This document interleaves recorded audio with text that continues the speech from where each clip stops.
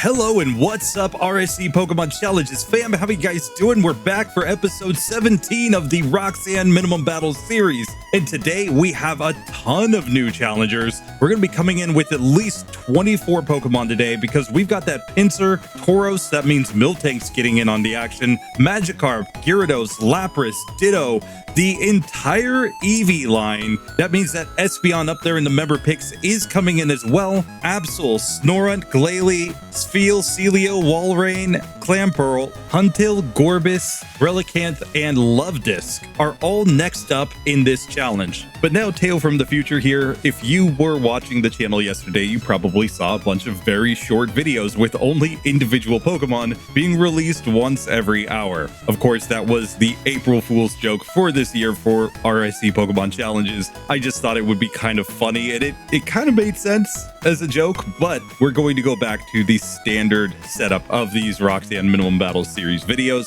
So I hope you enjoyed this one, your long form standard Roxanne Minimum Battles series. Thanks for playing along with me, and I hope you guys had a really good day. Anyway, let's get to the action, starting off with Pinsir. So Pinsir comes in with the ability Hyper Cutter, so it can't have its attack dropped. I'll see if there's another ability there. And we are coming in with really good defense and really good attack, kind of meh speed, and really meh everything else. So I'm not sure how this is actually going to work out. We might end up just getting completely wrecked here. We're just going to have to see. Of course, what we actually wish this Pokemon would get would be something like Fury Cutter or Mega Horn, giving it a way to actually get through the first gym. But I have a strong suspicion that we're going to start with Vice Grip and only Vice Grip, and probably not get anything else in time for the gym leader. But we'll just have to test this and see. We'll take it as far as we can in this episode on Minimum Battles, where we fight no optional battles whatsoever, just the required trainers and fights to get through the game. So I will pick up Pinsir in the Trico Ball, and let's see that starting moveset. We come in with Vice Grip and Focus Energy. So yeah, not great, but we do one shot against the first Zigzagoon. Maybe with the Focus Energy strats, we can get something to go. And for some reason, none of my level up moves are even coming in on this one, so I'll have to investigate that, but that's perfectly fine. We're gonna get through this. Let's just go beat up on May and at least get one easy victory with this Pokemon. So May attempt number one right here. She leads off with the Torchic. I'm just going to go Vice Grip, and this looks to be a 2-hit KO. Nice and easy. No need to set up the Focus Energy there because you're just two-shotting. So you get through in the same number of turns as if you got a crit the second turn. So sure enough, we can get through that. Now I don't expect the random Poochyenas to give us any troubles, but we do have to try to progress to Roxanne on Minimum Battles. No optional battles available in this. So I think we'll be at about level 7, level 8 when we get there, and then we're probably just getting wrecked. And sure enough, we get through the random Poochyenas with no issue. Now our real problem is going to be against Hiker Devon. I think we have to fight him before we can go to Roxanne, and I just see very little chance that we get through there. There's not really a benefit for getting cut here because we already have Vice Grip. So the question is just how much damage will we do to a Geodude with this move? Do we have to go to struggle right here? There's only one way to find out, so let's get into this fight with Devon. Now here, of course, we can go for Focus Energy at the start of the fight. He's going Defense Curl, but that's perfectly fine. If we can cut through his defenses with some crits, we might have a chance here. We see currently that our Vice Grip is doing basically nothing. So it's basically critical hit or nothing to get through this fight. When we do get crits, we at least deal some pretty significant damage though, so that gives us a chance. I should have put on an Oranberry for this one. We may have to come back and retry it with that setup, but we are at least whittling this Geodude down. And sure enough, we get through the first Pokemon. We grow to level 7 and we learn Bind here. That will allow us to go for a Bind to get chip damage if it actually will hit. And then we can go into the Vice Grips to hopefully get some critical hits here. The Bind at least is giving us that chip though, so we, I think, have a chance here. We're going to have to go ahead and throw on that Oranberry and try this one again. But really at the end of the day, this fight comes down entirely to whether or not we get critical hits. If we get lots of critical hits, we're going to get through just fine. If we don't get many critical hits at all, we're going to get kind of wrecked. And if the Geodudes just go hard on tackle, we're also going to get wrecked. So we just have to reset in that situation. So this isn't exactly the easiest fight right here. Still, if we can't get through these Geodudes, there's no way we will get through Roxanne. So we just have to go with this and hope that it turns out to be enough. This time we get through the first Geodude on a little bit better health, but still not great. Still, the strategy is the same. We go Bind on the Geodude, and then we start spamming with the Vice Grip, hoping for crits. so that we can do some decent damage here. Of course, if it's freed from the bind, we're going to have to rebind it, and we just simply could not get through there. I've made sure that I'm coming on full health and everything, and this fight just does not seem to be working because we're taking like 4 to 5 damage per hit from the Geodudes. This time we get to the second Geodude still on high green health, but of course it's going straight for the tackles against me, and we're going to need a lot of turns and a lot of hits in order to get through this one, because probably 2 more hits knocks me out, and sure enough, on low red health we get taken down. Still, I think this one is possible. It's just a matter of resets here. Once again, we're back to the second Geodude. It went hard on tackle at the beginning, but now is going for the defense curls, and we're just missing bind. Otherwise, I think we've got chances. We're just going to need a crit or something here. We get the crit, so we finally managed to win, but that took about 5 attempts there on that Hiker Devon fight just to get that one to go. Now we have to go to Roxanne, and I don't see any way that we actually get this to work, because I'm pretty sure Rock Tomb's just going to end me. I'll try it. We'll just see, because maybe some sort of bind plus focus energy plus struggle strat comes in here, but I'm not feeling super confident coming into this one. So Roxanne attempt number 1, we're going focus energy right off the bat. We get Rock Tombed, and that does 22 damage, taking us all the way down to 8 HP. And that means one more Rock Tomb would simply end me. So we would need God tier luck here to ever possibly even get close to getting through. It's not like Struggle's going to do that much more damage. On that basis, we can say Pinsir is out of there.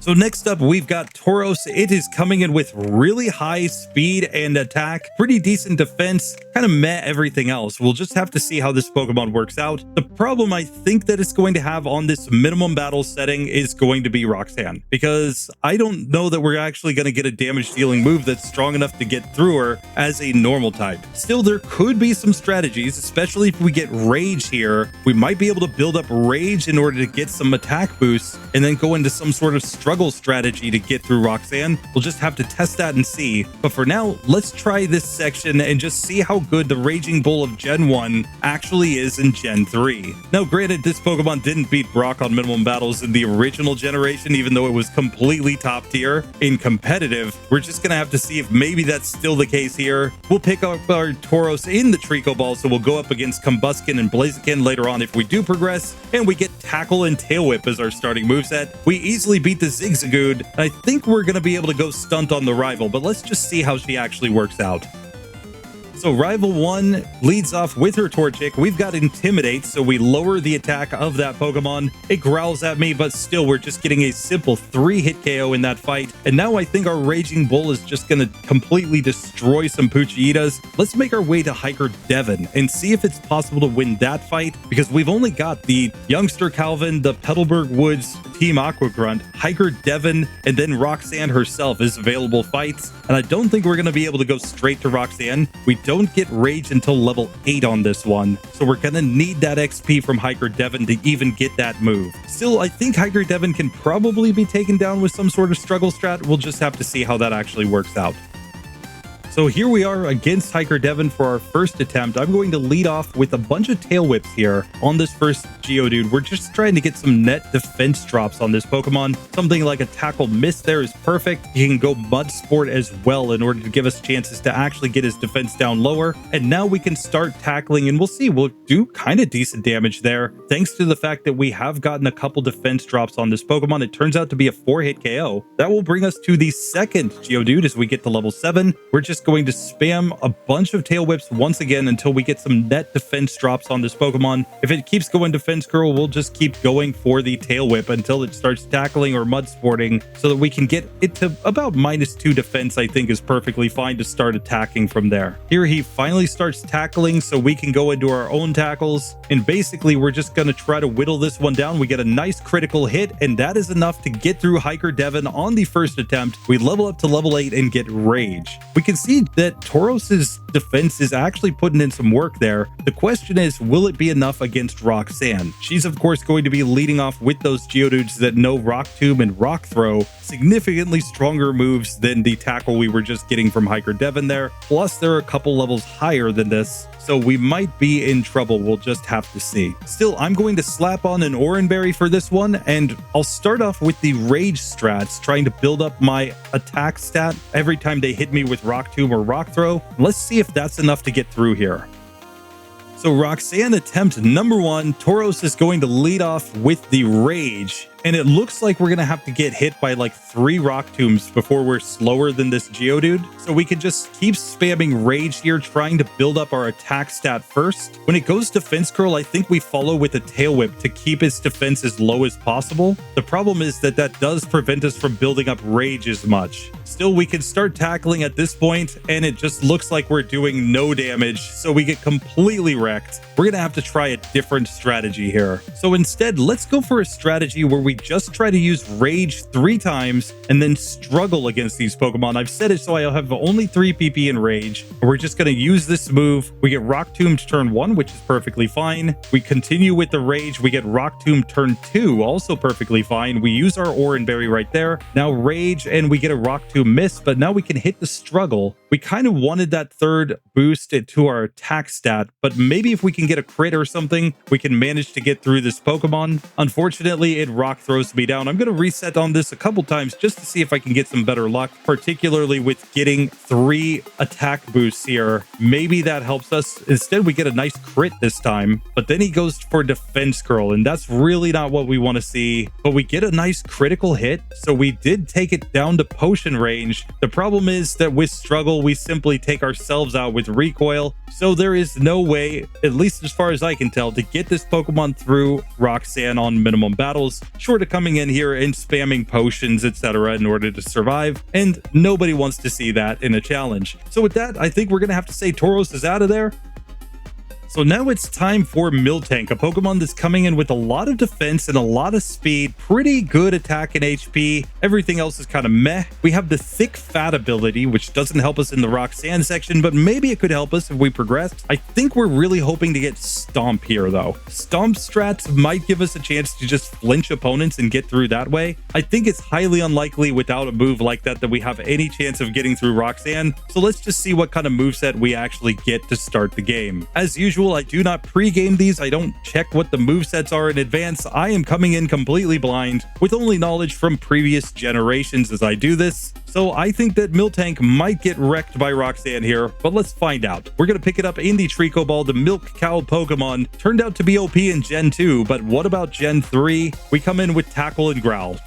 Not the moveset you want to see at the start of the game with this Pokemon, and we do not get to Stomp in this section. That comes in at level 13. Milk Drink's at level 19. No, the only move we're going to get is Defense Curl at level 8. Now, Defense Curl could be good. It could allow us to raise our defense. Maybe with Growl, we could reach a point where we take very little damage from the Geodudes, and then we can somehow tackle them down from there with the Oranberry on, with our good HP. I'm honestly not sure. Let's test this and find out.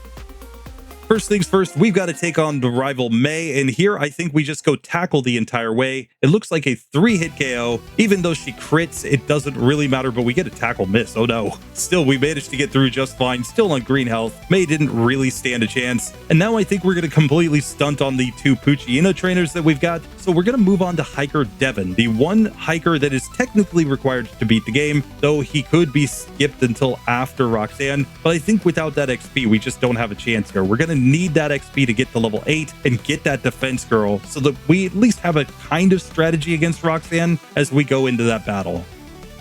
So here we have made it to Hiker Devon with no issues. I mean, he's not hard to get to because you just beat up a couple Poochyenas, but now we have to try to get through this fight, and we have no optional battles. I'm going to go for a couple of growls against the Geodude and then start trying to tackle. It gets a crit on me doing about 6 damage, and we're just taking way too much damage here to get through with this tackle strat. I think we're going to have to switch into something else, because even if it's doing 2 damage per hit, we're only doing 1 damage per hit to the Geodude. So I think Struggle is the only possible play. So if we imagine that we used up all of our PP against wild Pokemon, so we're here against Hiker Devon with no PP in any of our moves, let's see if you could even struggle this team down. Here, Struggle is doing significantly more than Tackle was doing. We are taking chip damage, of course. We might need an Oranberry in order to get this to work, but we get a nice crit there. So we take down the first Geodude. We level up to level 7 for the second Geodude. Here we're back to our struggles. It gets a critical hit tackle on me, and that's probably the end because we simply didn't have enough HP. I think we need no crits from the Geodude to get through this one. So I'm going to slap on an Oranberry to try Hiker Devon again. He's definitely not super consistent though. This time the first Geodude has pretty much just gone all in on tackles, so we do get through that one with our Oranberry still on. And now we can go for the tackles here. We finally use our Oranberry on the second Geodude. It misses a tackle, we get a critical hit, and with that we do manage to beat Hiker Devon on the second attempt and get Defense Curl.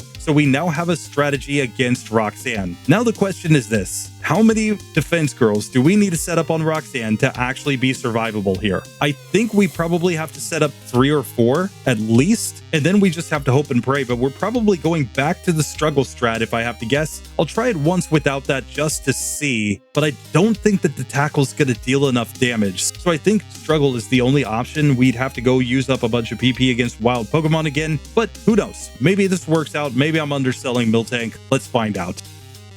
So Roxanne attempt number 1, I'm going straight for the defense curl first. It goes Rock Tomb against me. That's fine. I'm going to now growl at the Geodude so that we'll have kind of some net defense plus some net attack drops on this Pokemon. It misses a Rock Tomb there. It misses another Rock Tomb. I'm just going to growl at it again. So here we've gotten the Rock Tomb to doing really little damage. Rock Throw as well. So I'm going to finish my defense curl setup, and then I'm just going to start tackling this Pokemon. We're doing like 1 damage per hit, but at least we're not taking that much damage from the Rock Throws and Rock Tombs. Like 3 damage per hit from this Pokemon. Still, we can see that there's just no way we're getting through this one because we don't deal enough damage with the tackle. So we're going to come back again, trying a bit of a struggle strat here. Now for this one, I'm going to come in with 0 PP in tackle, 3 PP in growl, and 6 PP in defense curl. We're going to try to set up all our defenses, but also use some growls to get the first Geodude to do less damage to us. Let's see how this goes. So turn 1, I will defense curl. We still get the Rock Tomb doing about 8 damage, but we'll growl after that. It misses a Rock Tomb. I'll growl again. We get Rock Throw. Time to go defense curl here. We're intentionally swapping back and forth between these 2 moves because of the fact that it will result in the greatest net decrease to damage. Once we get the last of our growls used up, now we'll just finish our defense curl setup here,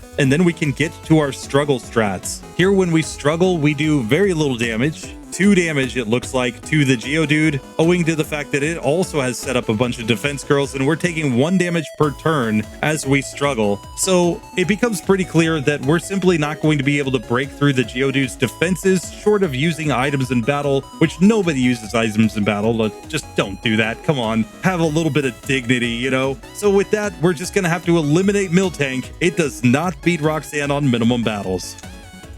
But for now, for those of you who are not watching the April Fool's version of this video, we have completed our first 3 Pokemon, Pinsir, Tauros, and Miltank, and we've come out with results that I think you would expect. All of these Pokemon get completely wrecked by Roxanne. They all go straight down in the fail column. But now I think it's time to get into a bunch of water types. We have tons and tons of water in this episode. We're going to start with the fully evolved water types here, and then step down to our other Pokemon. So I'm going to start with that Gyarados, then we'll go Lapras. I'm going to save Vaporeon for the evolution section of the episode, but then I guess we can get to Walrein, Clamperl. We'll get to the entire Huntail, Gorebyss, Relicanth, and Luvdisc. Let's just see how these Pokemon go, starting with Gyarados. And Magikarp, we know it's going to be eliminated, but don't worry, they will get a chance, just like Feebas, but maybe even better than Feebas.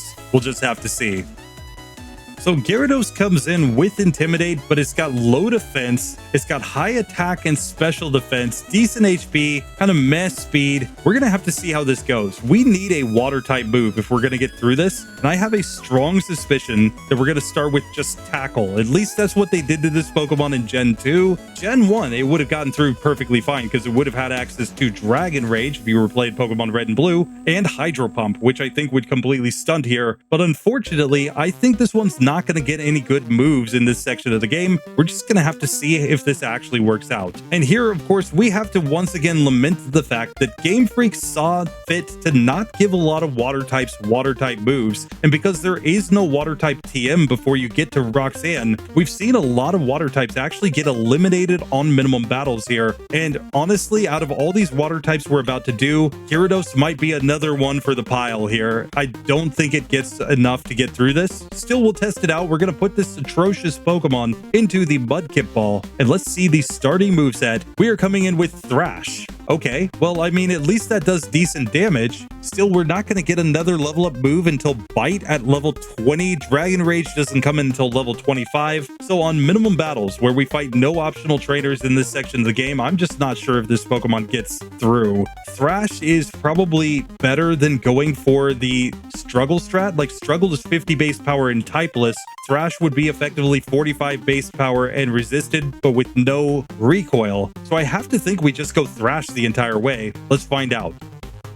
Here against rival number 1, we can intimidate the Trico and go for our Thrash, nearly getting a one-hit KO. We get it down in 2 hits, so we do manage to get through that Pokemon at least. Now we're ready to move on in the game. I'm just not feeling super confident. We will be able to take down the Poochyena super easily, but we're going to have to pick this one up at Hiker Devon and see if we have any chance there. Now, I have to say, I think that Gyarados is one of the most nerfed Pokemon in the game since the original versions to every version after that, because obviously, in Gen 1, this Pokemon wasn't originally catchable in the wild. It wasn't until Pokemon Yellow that you could catch it. So they gave it a super OP moveset because they were just thinking about the rival fights and like Lance, where you would actually fight it, and what types of moves they wanted it to have at that point. But when they did make this Pokemon catchable, they just completely nerfed it at that point, giving it normal type moves and not giving it any strong moves till it levels up a bunch, which I kind of get. They didn't want anything to come in while it was still a Magikarp, but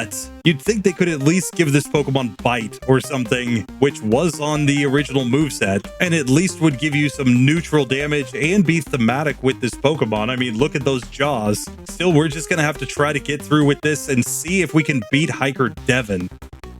So we come into the Hiker Devon fight, we intimidate the first Geodude, and we go for Thrash. That does about 3 damage. And now we're just locked in. We get a nice critical hit there, but then we get confused, of course. We hit ourselves in confusion a couple times, in fact, 3 times in a row before we can finally land Thrash again. So we're getting completely wrecked here. Let's try this one again. So I'm going to at least give an Oranberry for healing, and we're just going to hope that we get better luck here, not hitting ourselves in confusion so many times. Otherwise, we're going to have to go for Struggle against Hiker Devon. And unfortunately, with all the defense girls, we just end up completely wrecking ourselves. So I think we have to go for the Struggle strat here if we're going to get this to go. In this case, we're effectively trading off the confusion status for recoil, but I'm just thinking that the recoil will be more consistent here. Let's see how this actually works out. So when we come in with no PP in any of our moves, which I'm honestly not sure if we could even use Thrash in battle without knocking out wild Pokemon, but if we could, we would get here with Struggle, and we would see that Struggle does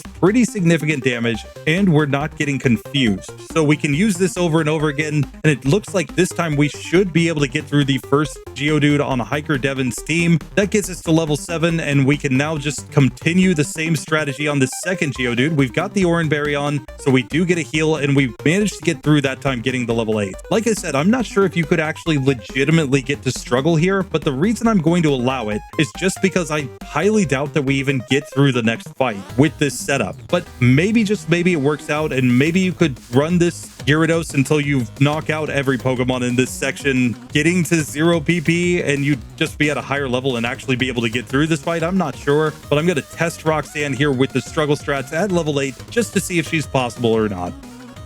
So here against the first Geodude, we intimidate it and we go for Struggle, and we do decent damage there, like 5 damage with that first hit, but then the Rock Tomb completely ends me. Let's try this one again, but I'm not sure we even survive here long enough to do anything. It goes Defense Girl this time, a non-crit Rock Tomb does about half, and a second Rock Tomb ends me yet again. Yes, we could put on an Oranberry, but we're just getting 3 hit KO'd then, so I don't think it really makes any difference. We can basically say that this Gyarados is out of there. here. It does not beat Roxanne on minimum battles. Give this Pokemon Dragon Rage though, and I think it's perfectly good to go. Give it Surf, and I think it's perfectly good to go. It's just the fact that we can't stand up to any damage here that is the real problem.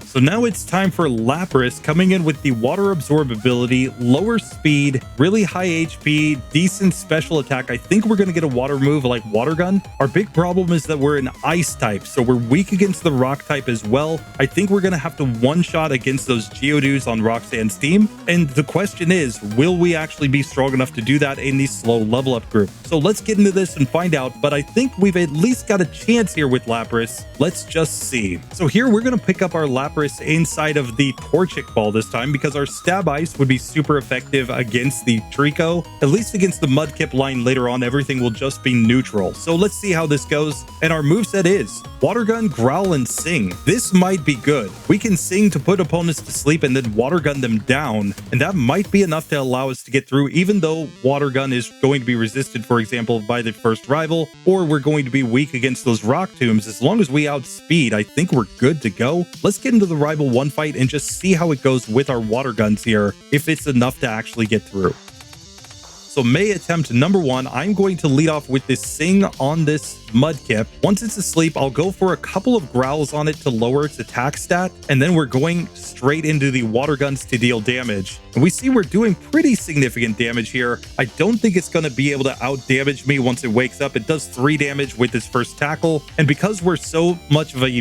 defensive tank here, I think we're going to be able to get through this just fine. Sure enough, the rival goes down on the first attempt with no issues whatsoever. And if that fight was that easy, I just honestly expect the Poochyena that are coming up are going to be pretty easy as well. And I don't think Hiker Devon has anything to offer us here because Water Gun should just destroy him. The question is how we do against the Rock Tombs in the gym. Currently, we would be faster than both of the Geodudes, which will result in them going for Rock Tomb. But even if we're not faster, they can go for Rock Throw, dealing pretty significant damage to us. So either way, I think that fight's going to be really rough. We're going to have to get a lot of sleep luck, but let's get there and find out if we can actually get through. I honestly think the biggest issue is going to be that if we don't manage to one-hit KO the 2 Geodudes, we're going to get to the Nose Pass, and Nose Pass might just have us in a KO range at that point, and it will be faster than us at least at this point, because we're not a super fast Pokemon with this Lapras. So sure enough, we make it to Roxanne with 0 issues. I did knock out Hiker Devon to get to level 8 here, but we have taken no optional battles whatsoever, and it's time to just see if we can beat Roxanne. I'm going to throw on the Oranberry just in case, but I think this really comes down to sleep luck. If we manage the Sings and get them to hit on both Geodudes, or if we can just knock them out straight up with Water Gun, then we should be fine. But let's test this and see. My first attempt, I'm going to go in all-out attack. Let's just see if that works in this setup.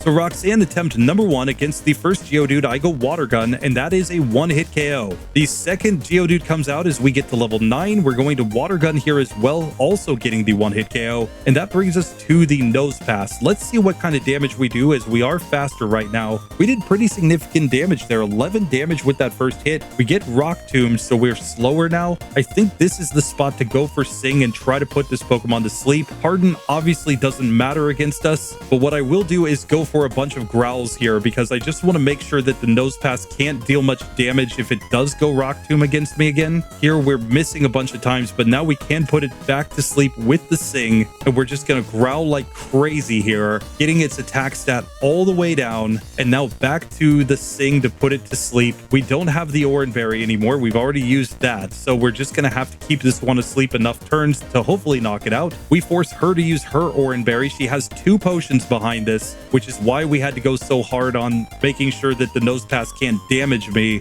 We will force her to use her second potion right here, and from here it's a 4-hit KO. The Nose Pass is staying asleep though. It finally wakes up and goes Tackle, getting a crit, and then it Rock Tombs me down. We got so close to getting through that fight, so I think we have to reset on this one. This is clearly winnable. So very next attempt, we're back to Nose Pass. We're currently faster. I'm going to try to Sing right now, and then once again go for all of the growls here. And the whole whole idea is that unlike last time where its first Rock Tomb took us below half health, I think this time Rock Tomb will do significantly less. It does. So we can put this Pokemon back to sleep again. Once again, we're going to growl like crazy just to get its attack stat down as low as possible. Because honestly, without that crit last time, I'm pretty sure we simply would have won. Still, it's going to take a lot of turns to knock this Pokemon out, which is why we want to keep it to sleep with the Sing and then go back to our water guns here, forcing the Oranberry first. Then we're going to force the potions out of her. We just have to keep putting this one to sleep every time that it wakes up because we are 6 levels lower than this Pokemon. Still, once she uses both potions and we're on such high health with the Oranberry, I think there's no way she can knock me out. She goes tackle right there. She tackles again, but it is not enough. So in the second attempt, we managed to beat Roxanne. The attempts counter just shows a lot more because I've been doing other Pokemon today, but you know, it's perfectly fine. You get through Roxanne pretty easily with this Lapras. So with that, Lapras can move on to the Brawly and Watson section where it probably gets completely destroyed, but we'll just have to see. Maybe it can pick up Ice Beam and find a way through. But for now, we're going to move on in this challenge. So now Walrein, a Pokemon that's coming in with massive HP, pretty good defense, attack, and special defense, and pretty low speed. It's kind of like what we want to see for the Roxanne section, though it will probably be terrible later. But our big problem is that we are an Ice type. So we're going to need a strong Water type move in order to get through Roxanne. But we're also going to have to hope we don't take too much damage from her Rock type moves. She's definitely going to want to Rock Tomb us, and we're just going to have to hope to survive. Maybe we get something like Water Gun that will allow us to get through. I never check the movesets in advance of these Pokemon. I am learning in real time, the same time as you. So let's just see if this turns out to be possible with no optional battles for Roxanne or not. So I am picking up Walrein inside of the Torchic Ball, putting us up against the Mudkip line. I think that's going to be the hardest in the late game, but let's just see how this actually works out. And what is the starting moveset? We come in with Powder Snow, Growl, Water Gun, and Encore. That is perfect. I think we're going to completely stunt on this section with this moveset. We're going to have to check in on the rival though, because we don't have any neutrally effective moves there, but maybe it goes like Growl and we can just Encore Growl in order to get a victory. Let's find out if this can actually work. We could also cheese for the freeze with that Powder Snow, so that is a strategy as well. Let's just see how the rival goes. So rival may attempt number 1 against her Mudkip. I'm just going to go Powder Snow turn 1. Doesn't do that much, and it tackles me. Obviously, Water Gun, Powder Snow, they're both going to do about the same here. We get critical hit and another crit from the Mudkip, but even with 2 crits, she cannot take down Walrein. We're far too powerful for that Pokemon, and we're ready to move on in the game. Still, that does make me a little worried for Spheal and Sealeo when we get there later, so we're just going to have to see. I generally do these fully evolved Pokemon first, and then step down to their unevolved forms. So it's on that basis that I don't actually know how each Pokemon is going to do. Still, with that done, we shouldn't have any issues against the Poochyenas or Hiker Devon because they don't have any good moves against us, but we will take on Hiker Devon before Roxanne. He is technically required to beat the game, and I think we need the extra XP here. For Roxanne herself, I think it comes down to whether or not we one-shot the Geodudes, and then maybe we're fishing for a freeze on the final Nose Pass. We'll just have to see how that works out, but for now, let's just make our way up to the gym. So sure enough, Walrein gets to the gym with no issues. Now we just have to actually try to get a victory here. Water Gun is the better move to use since it is 4 times super effective against the Geodudes and is super effective against the Nose Pass. We're just gonna have to see if this turns out to be enough though. Let's find out. So Roxanne attempt number 1, I'm going to lead off with the Water Gun right here. That gets the 1-hit KO on the first Geodude. We level up to level 11. Second Geodude comes out. We stick with the Water Gun, getting the victory there and getting to level 12. Now on Nose Pass, our Water Gun does pretty significant damage. We nearly 2-hit KO there. That's going to force the Oranberry, and now I think she has to Potion. And sure enough, she's in the Potion loop here. Can we get the KO as it goes block? And the answer is yes. Yes, we can. So just like that, we get to level 13. We can learn Ice Ball here. I'm just going to go ahead and learn this move over Growl, and maybe that will give us a chance to get through. I should note that while the overlay is saying that this is a medium fast level up Pokemon, it's actually a medium slow level up Pokemon, which is why we got to level 13 there. So we'll get that updated as we move on in this one, and obviously that will apply to the unevolved forms of this Pokemon as well. But with that, hey, Walrein, it gets through this section super easy. I'm a little worried for the unevolved forms though, just because of some of the damage ranges we saw, but maybe they're not Ice type. We'll just have to check in and see.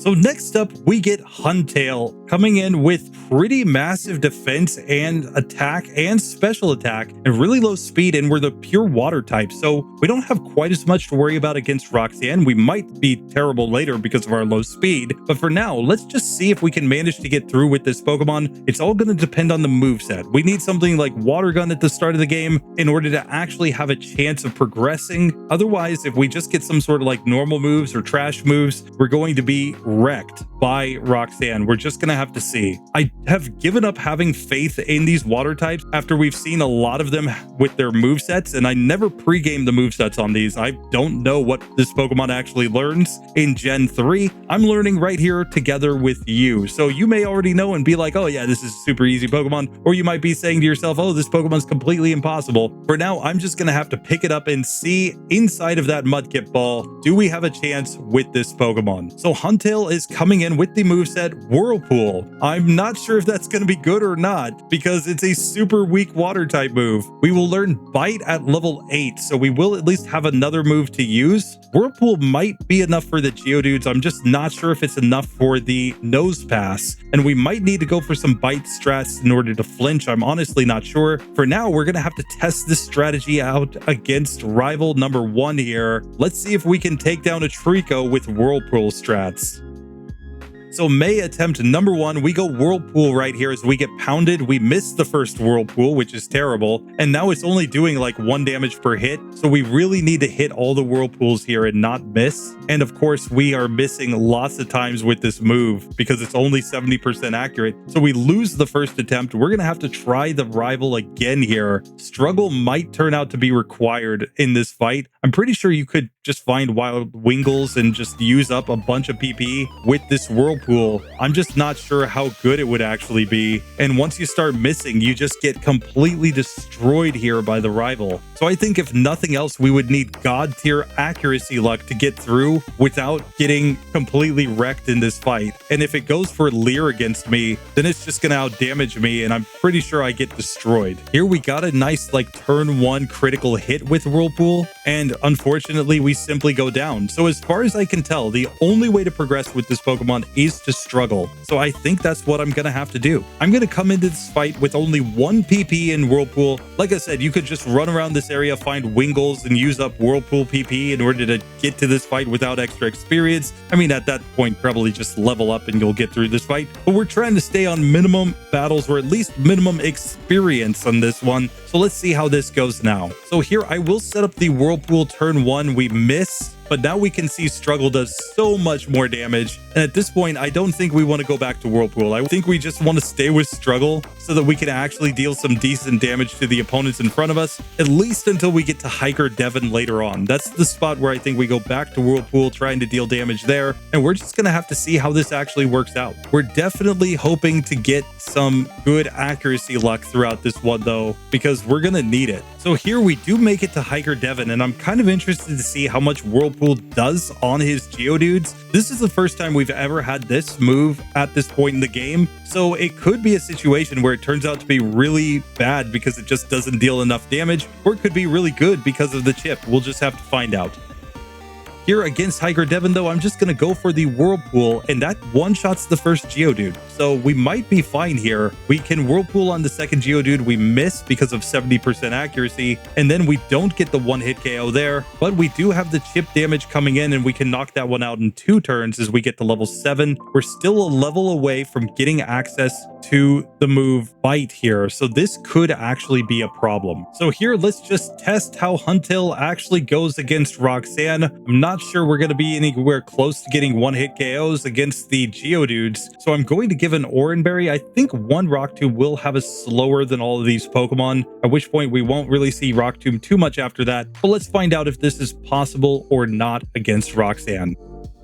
So Roxanne attempt number 1, we're going to lead off with Whirlpool on the first Geodude. We do about 40% here. We get a Rock Tomb miss, which is pretty nice. We can take it down to low health after that, and Whirlpool does manage to knock that Pokemon out. So we get to level 8 right here. We can learn Bite now. I'm still going to go Whirlpool first. We do over half to the Geodude. We get a Rock Tomb here. We have to use our Oranberry. That's going to force a potion from her, but let's just see if we can deal enough damage. Bite is definitely weaker than the Whirlpool Whirlpool here, so you do want to go for Whirlpool, not for Bite on this fight. The Nose Pass goes for Harden turn 1, but then it Rock Tombs me down turn 2. We're going to need better luck than that to get through this. I think this fight comes down to maybe getting some Rock Tomb misses or some random defense curls from the Geodudes so that we can get to the Nose Pass on better HP. Here we crit the first Geodude, so we just one-shot there, getting to level 8 and learning Bite. Second Geodude is taking more than half. We get a couple of Whirlpool misses after that, which is terrible. That's not what we wanted to see. And now she's potioning like crazy on this one, and we're just on low health, so we go down. We have to actually hit Whirlpool here if we're going to get the win. We once again managed to one-shot the first Geodude and take the second Geodude down to low health. This time we hit the Whirlpool after that, and we do manage to knock it out. So we've still got the Oran Berry on as we go to Nose Pass, and we're slower than this Pokemon. We like the Harden since obviously that doesn't affect our strategy at all, but Whirlpool does laughably little. Like 7 damage here, that would make this a 6-hit KO. Of course, we've got the chip damage, but we're just missing so many Whirlpools here that I'm not sure we're going to be able to get this to work out. We do force her to use her Oran Berry, and we use our Oran Berry, but we're getting to fairly low health. We're out of PP and Whirlpool, and we get Rock Tombed down right there. So we're going to have to try this one again. Honestly, I think if we miss any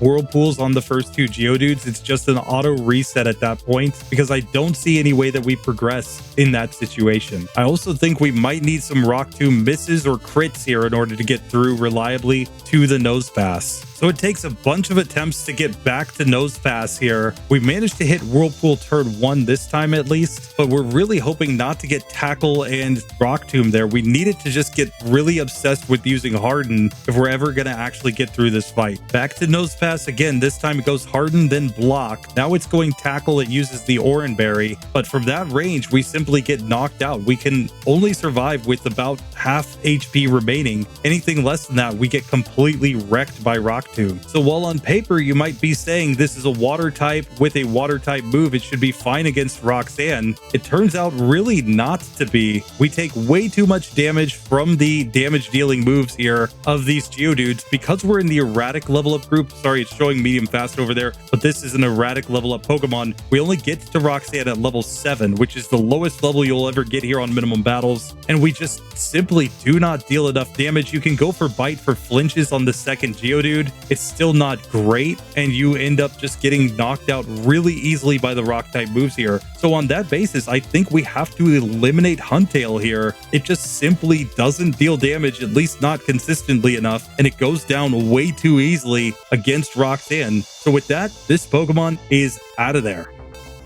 So with that, it's time for Gorebyss, a Pokemon that's a little more defensive and has a little more special attack than the Huntail we saw a little bit ago. And we still have the low speed. So we're just going to have to see how this goes. We are in that erratic level up group, so we should be seeing that this Pokemon doesn't gain quite as many levels as it goes through. Being at level 7 is really, really bad when you go into Roxanne. Still, maybe it has a chance. We'll just test it out and find out here. I'm just hoping that we get something good for Roxanne. Some sort of strong water type move would be perfect, but let's just see if it actually works out or not. So we'll get Gorebyss inside of the Mudkip ball here, and let's see the starting moveset. We are coming in with only Whirlpool. So yeah, basically the same as what we saw with Huntail. We're gonna have to see if we can get the luck to get this to go.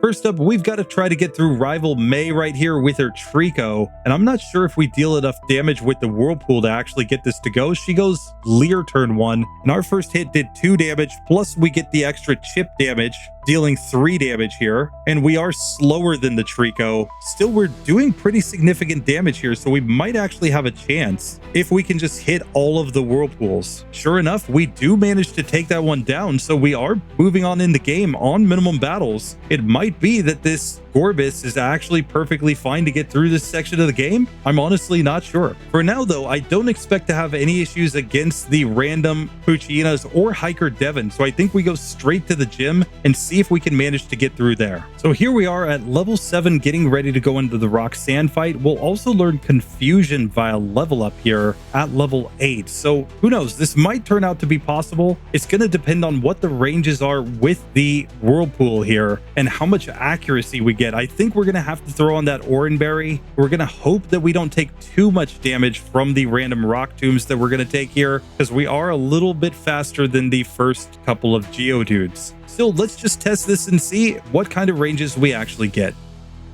So Roxanne attempt number 1, we hit Whirlpool on the first Geodude. We do over half. We get hit by the Rock Tomb, dealing pretty significant damage. She has to go Potion after that, and we are going to be able to knock this Geodude out. So we do get to the second Geodude, still on green health with the Oran Berry on, as we learned Confusion. I'm going to try Confusion here. Maybe we can confuse this Pokemon. We get Rock Tombed and have to use the Oran Berry here. And with that, we get Rock Throw, and we're on fairly low health. We do knock out that Geodude. We get to the final Nose Pass, but I'm pretty sure at this level of health it just knocks me out, and sure enough it does. So we're gonna have to try this again. This could be a situation where we need some misses or some critical hits in order to get through. I'm honestly not sure. What I can say is if we don't get through the first Geodude on good health, we're definitely getting wrecked. So we're just gonna need a little bit of luck here. We kind of like when she goes for the random turn 1 defense curl though. We can use that to our advantage, getting through the first Geodude on full health. She misses Rock Throw with the second Geodude now, and with it on fairly low health, I'll go Confusion just to knock it out. That brings us to the Nose Pass on full health, and we are slower, so it's not going to want to go for the Rock Tomb against me, at least not until it has me in a range to KO. We get a couple of tackles here. We're going to have to use our Oran Berry, and she does have another potion still in the bag. Still, we got that one down to really low health this time and just barely missed the range, so I'm going to try this one again. Of course, Rock Tomb can miss about 20% of the time,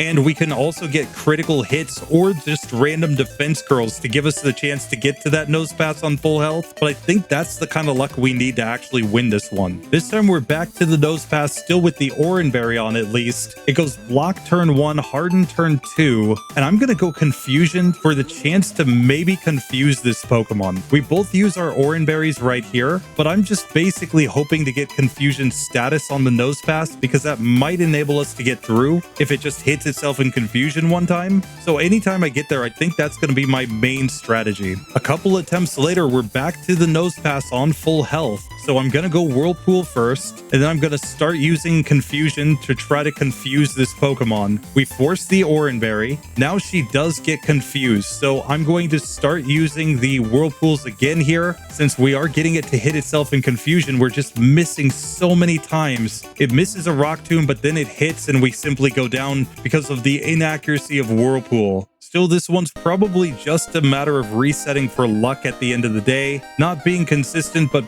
certainly being possible if we get the right kind of luck as we go through this fight. Still, at this level of health, we might be better off just going for Whirlpool. We just don't manage to get the hits and we lose. So this time we both use our Oran Berries, and I'm just going to go all in on Whirlpool, hoping it hits. We're getting on fairly low health. We need a Rock Tomb miss. We get it, but then we miss, and then it hits the Rock Tomb. I should have gone for Confusion there when it was on low health, so that should have been a win, but we're just gonna have to keep resetting here for a minute. This time we get to the Nose Pass on full health, but she didn't use any potions because we crit against both Geodudes. So we're really gonna need some crazy luck here in order to get this to go. She Oran Berries right there. We're just gonna have to keep going with the Whirlpools here as we finally use our Oran Berry as well. We're just hoping that she ends up having to use a whole bunch of potions here, and maybe we get some crazy luck with some Rock Tomb misses. We're down to 1 HP right now, and we get knocked out after that. So we really do need to get to the final Nose Pass without it having all the potions.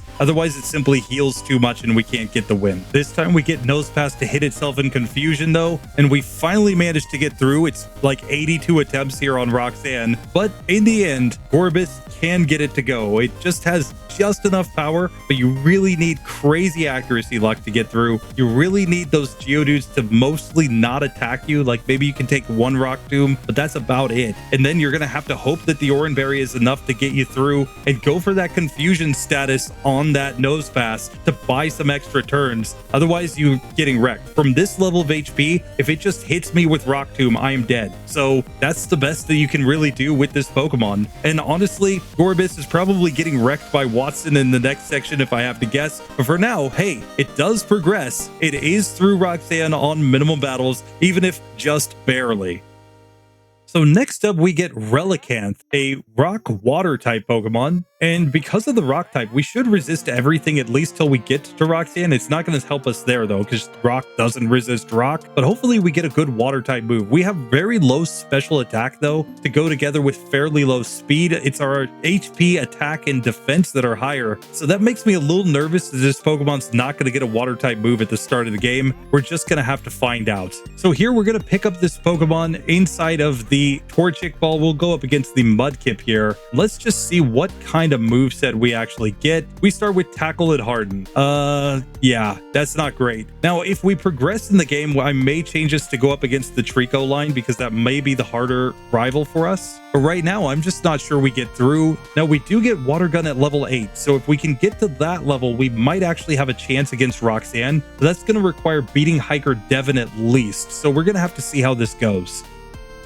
First up, though, we've got the rival. Really, whichever rival doesn't change things too much here, because we're not going to take much damage from their normal type moves. Like I said, if we continue in the game, when we get to the second rival fight around Slateport, it's at that point that I will change this one to be a Trico rival, since I think that will be the harder rival with the 4x super effective damage. Obviously, when I was setting up these game files, I just put this one into the wrong ball, but that will be rectified, assuming that it does move on. For now, though, I don't expect to have any issues against these rando trainers until we get to Hiker Devon. That's where I'm going to be very interested to see how we actually do. So let's run straight ahead to that section and find out.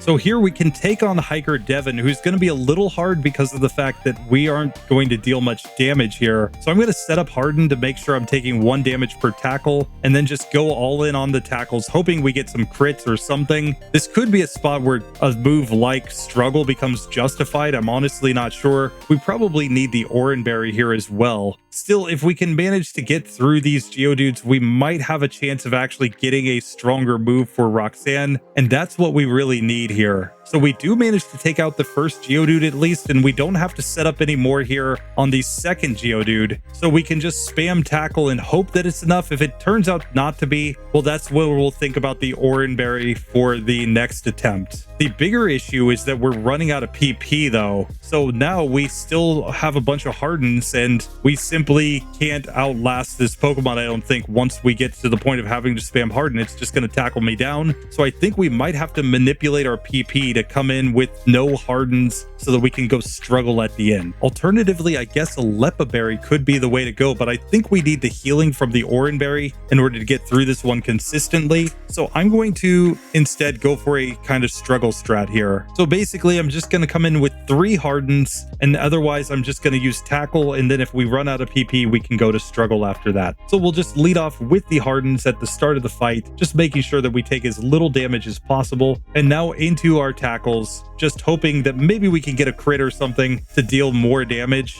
But the real thing is just that the enemy Geodude's only doing 1 damage per hit to me. And here, fortunately, when our health does get low, we can use the Oranberry in order to heal up. But yeah, we're definitely not getting through that first Geodude with much PP remaining. We've only got 6 PP in our tackle, and that's where I think that the struggle becomes required. With this level of HP, we should be able to struggle the opponent down, but let's see if it actually works out. Of course, the defense curls are the problem here, but we're still winning the damage race. So yeah, you would have to use up a bunch of Hardens against random wild Pokemon, but then you do level up to level 8 and get access to Water Gun here. That may be what we actually needed to get through, since this move will be 4 times super effective against the Geodudes and at least 2 times super effective against the Nose Pass, which is probably going to want to mostly tackle us. So I think this is going to work out, but let's just see. So with that, I'll just slap on the Oranberry, and let's see if we can slap Roxanne with a Rockfish here. Let's find out.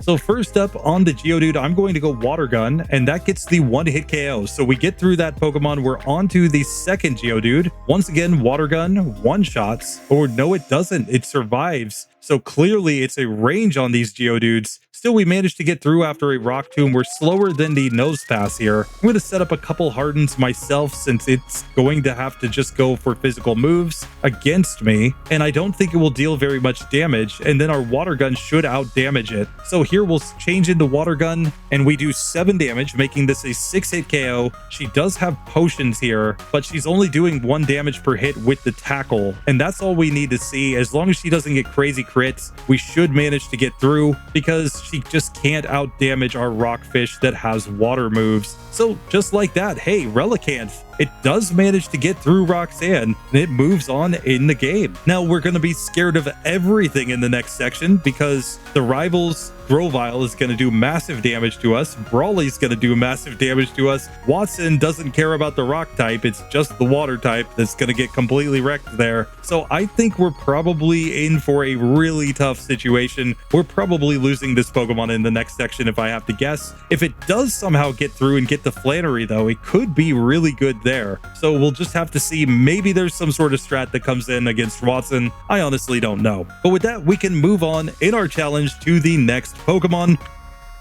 But now that brings us to Luvdisc, a Pokemon that has really high speed, but basically nothing else. I think this Pokemon's getting completely wrecked in this section. We'll just have to see, but for now, we're going to test it and find out. Of course, it's a water type. If we get access to a water type move like Water Gun, we have really good chances here. If we don't get a water type move, we get completely wrecked. I came into this with the belief that water types would completely crush Roxanne, but so many of them do not get access to water type moves at the start of the game, so I just can't trust movesets of these Pokemon, and I never look them up in advance. So I'm just coming in learning same as you. Let's see if Luvdisc actually gives us anything here with our starting moveset. So here we'll pick up our Luvdisc in the Mudkip Ball, and our starting moveset is Tackle and Charm. Oh, great. I hope we learn Water Gun pretty soon because otherwise I think we're getting wrecked here. And looking at our moveset, we don't get Water Gun until level 12. That is rough. Since after all, Water Gun is the only good move that we could use here for Roxanne. I'm just going to test this and see, maybe with Charm strats plus some sort of struggle we can actually manage to get through, but I'm not feeling super confident. Still, before we worry about Roxanne, we've got to get through rival number 1 here, and maybe Charm is good enough for this fight. Let's just find out. So here against the Trico, I'm going to go Charm, and now we can go into our tackles. And we see that we're doing more damage than it is, so we're going to get a super easy win right there. After that, with Charm strats, I think we're going to be perfectly fine against the random Puccinas in this section. So I think we get straight to Hiker Devon. He's the spot where I think we're going to break down, and we might have to go struggle strats. And Teo from the future here, I have actually gotten to Hiker Devon previously, and then I realized I wasn't recording, so I re-recorded that first part. But now let's see what we do against Hiker Devon. I'm coming in with an Oranberry, and I'm telling you right now, I'm coming in with a struggle strat right off the bat. We're going to Charm and then struggle against the Geodude because Tackle is only doing 1 damage per hit. We're taking 2 damage, so it just doesn't turn out to be enough. Here, however, if we go Charm on the first Geodude, we'll get it down to doing 2 damage per hit, and now Struggle is doing 3 damage per hit here. So in theory, we can win the damage race, especially if he just goes for a bunch of defense curls and we get a critical hit. We may be able to actually get through this one. We've also got the Oranberry for some healing, and we're just hoping that we can get the range to actually get through here. We do manage to get through the first Geodude. We get to level 8 on the second one, and now Struggle is still doing 3 damage, but the difference is this Geodude doesn't have any attack drops. So we really need it to want to use Defense Curl, and we need critical hits. If we don't get that, we get completely wrecked here by Hiker Devon. So we're basically resetting for a run where we get crits, where he doesn't get crits, and where we can manage to eventually whittle these Pokemon down. Since no matter what we do, we're going to take damage from their tackles. We just have to hope that we deal enough damage before they can damage us to actually get through. Here, when the Geodude starts tackling, that basically is game over for us because we're on 1 HP and we knock ourselves out and recoil damage. And what I can say is that I sat here for a very long time testing this against Hiker Devon. It does not work. And if you don't get through Hiker Devon on minimum battles, Roxanne has 2 Geodudes at 4 levels higher than these. Plus, she has the Nose Pass. Plus, she's got potions and she's got the Oranberry. So you're simply not going to get through. So just like that, we can eliminate Luvdisc right here. So Luvdisc is out of there, and it's time to move on in this series. So now that brings us to Magikarp, a Pokemon that I'm pretty sure you all think won't be able to get through this section of the game, and I'm going to bet 99% that you're correct. except you've forgotten one very important thing. Magikarp is the most god tier Pokemon in the history of the Pokemon franchise. And in order to prove it, I'm going to show that if this Magikarp actually got a reasonable moveset, it would actually be able to completely stunt on this section of the game, and in fact might be able to beat all of Hoenn just based on its unstoppable power. So let's check that out and just see what you could possibly do to make a Magikarp actually halfway decent. So here we're going to pick up this Magikarp, the fish Pokemon, just sitting here inside of the Mudkip ball, and of course it's going to start the game knowing only Splash, meaning that it's effectively impossible to ever win against this Zigzagoon, much less to beat Roxanne on minimum battles. However, I have a plan for this Magikarp that's going to turn it into an unstoppable god. In fact, I think nothing will be able to stand in front of it by the time that we finish setting everything up here. You see, because I am going to transform this Magikarp into what I have affectionately called Godkarp, a Pokemon that I've already done tons and tons of runs with, but I promise you is going to eventually manage to make its way all the way through Hoenn. The way it works is simply this. We're going to come and fight May right here and see that we've given this Pokemon a god tier moveset: Calm Mind, Spore, Surf, and Dream Eater. So here we can simply put this Trico to sleep. We're going to now go for some Calm Mind in order to get special defense and special attack. And now we can simply Dream Eater this Pokemon, dealing massive damage. And it looks like a simple 2-hitter on this one. So just like that, we can completely stunt on May and we're ready to move on in the game. And now I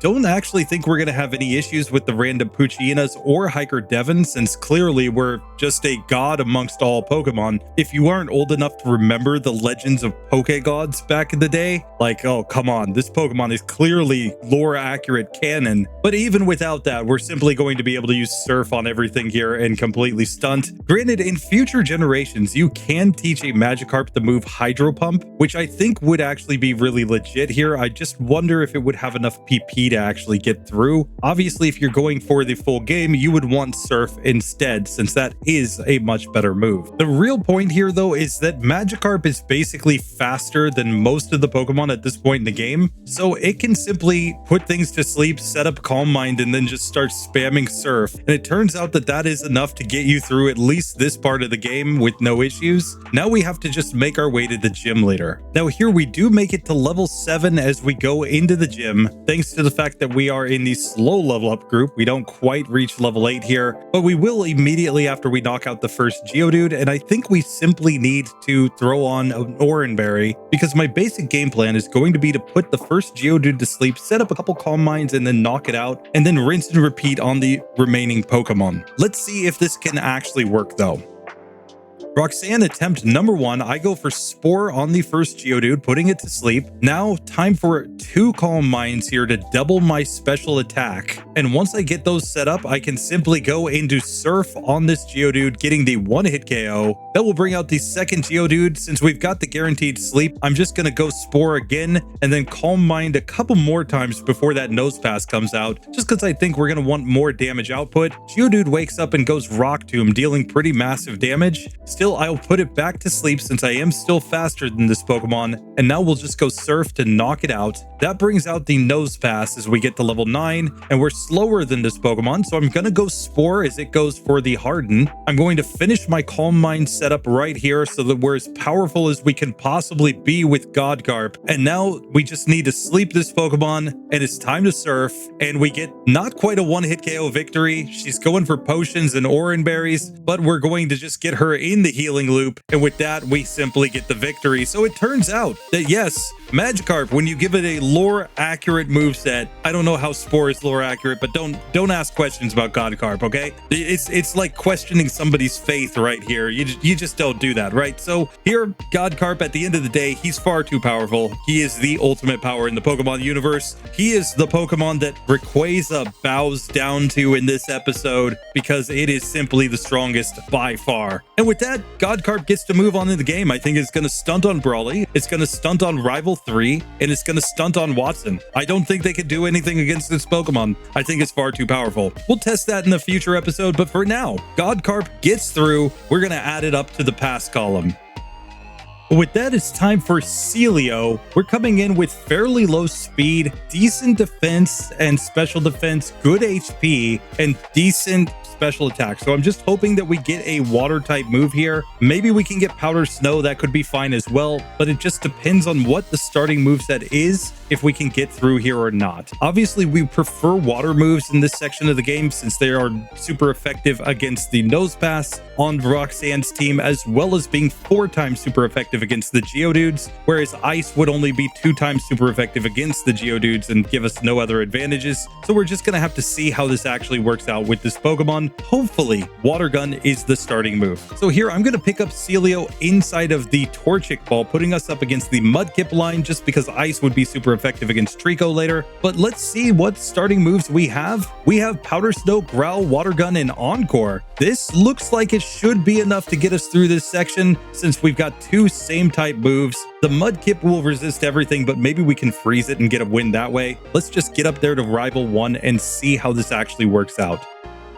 So May attempt number 1 right here. I'm going to Growl first at the Mudkip to reduce its damage output. And now I'm going to start spamming Powder Snow because we could get a freeze. We're only taking 2 damage per hit when it's not a crit from this Mudkip, and we finally get it frozen solid, and that basically guarantees the victory. And just like that, we're ready to move on in the game. Now, I don't expect this Pokemon to have any issues with the random Poochyenas because we're fairly bulky, and I don't expect this to have any issues with Hiker Devon, who we will fight before Roxanne. He could be put off until you go to get the Devon goods after that, but I mean, he is a required battle to beat the game, so we will take him and get the extra XP. The real question in this one though is going to be how our water type super effective moves stack up compared to the fact that we're also weak against the rock type, and all of Roxanne's Pokemon will be using Rock Tomb and Rock Throw in order to try to damage us. So we're going to need a little bit of luck, I think, to get through. If we can one-shot the 2 Geodudes, we might be okay to go for like a freeze luck sort of situation on that Nose Pass. Yet again, we might just be able to go for Growl and get the win that way. We'll just have to test it and see when we get there. But since I think it's going to be easy to get there, I'm going to jump straight ahead to the gym leader and let's just see how she goes.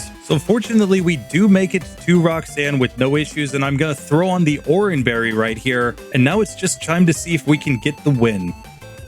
So Roxanne attempt number 1, we're going to lead off with Water Gun on the Geodude. That is a 1-hit KO. We're level up to level 11 right there. Now on the second Geodude, we can go Water Gun, getting a 1-hit KO as well. That brings us to the final Nose Pass. She's got a lot of healing on this Pokemon, so I'm going to Growl, and I'm going to Encore when it goes Block. That way we can just try to force it to use that move for a lot of turns while we just sit here and spam away, and we're just hoping that it keeps going for that block for a lot of turns. We force the Oran Berry right there. There she snaps out of the Encore and starts attacking me though. We force her to use the potions, however, and we are doing pretty significant damage. We use our own Oran Berry, and just like that, we manage to get through. We level up, we get to learn Ice Ball. I'm going to throw that on over Growl, and we're ready to move on in this challenge. So with that, Sealeo, really not too bad. We're going to have to check in on Spheal after this, but at least for now, this Pokemon is moving on.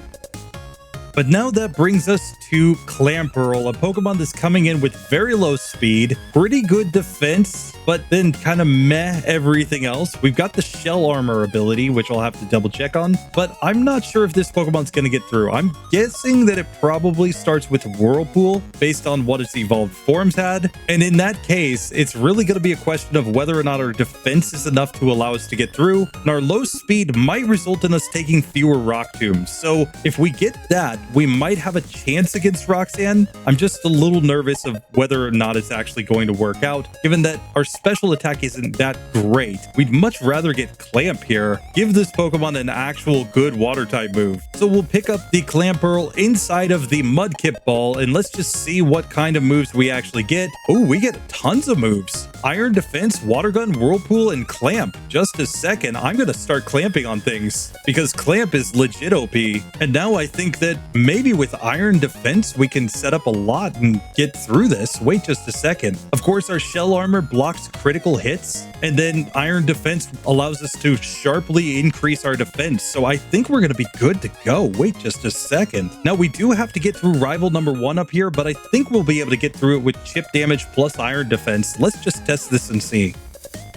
So rival 1, attempt number 1, I'm going to lead off with Iron Defense as she goes Leer against me. Now I'm going to Clamp as she goes Leer again. And we know that Clamp won't do great damage, but at least it's getting some chip while we go for our water guns here. And yeah, we get through the first rival fight super easy with Clamperl. So now we just have to see how we do against everything else. But I'm pretty sure we get through the Puchinas and Hiker Devon super easily in this one. So I think we're just moving straight on to Roxanne, where frankly, the biggest question might just be whether we can go for water gun and one shot against the Geodudes, or if we're better off going for some sort of iron defense setup with Clamp, getting them to use potions before she even sends out the nose pass and winning that way. The other thing that we gotta note though is the fact that we're immune to critical hits here is a massive benefit and might help us a lot as we go through this section just to avoid some bad luck. Now it should be noted that we are in the erratic level up group, not the medium fast level up group. I believe that's just showing incorrectly over there on the left side, but still we should be able to get enough levels, I think, to be able to get through this section. I think the level group is really going to affect things in the next section when we go up against Brawly and against Watson. For Brawly, iron defense strats may be enough. We'll just have to see, but Watson could be the place where this Pokemon absolutely fails, even if it does manage to get through here pretty easily. Still, by fighting Hiker Devon, we at least level up to level 7 and we're ready to go into the gym. So let's just see how this actually works out.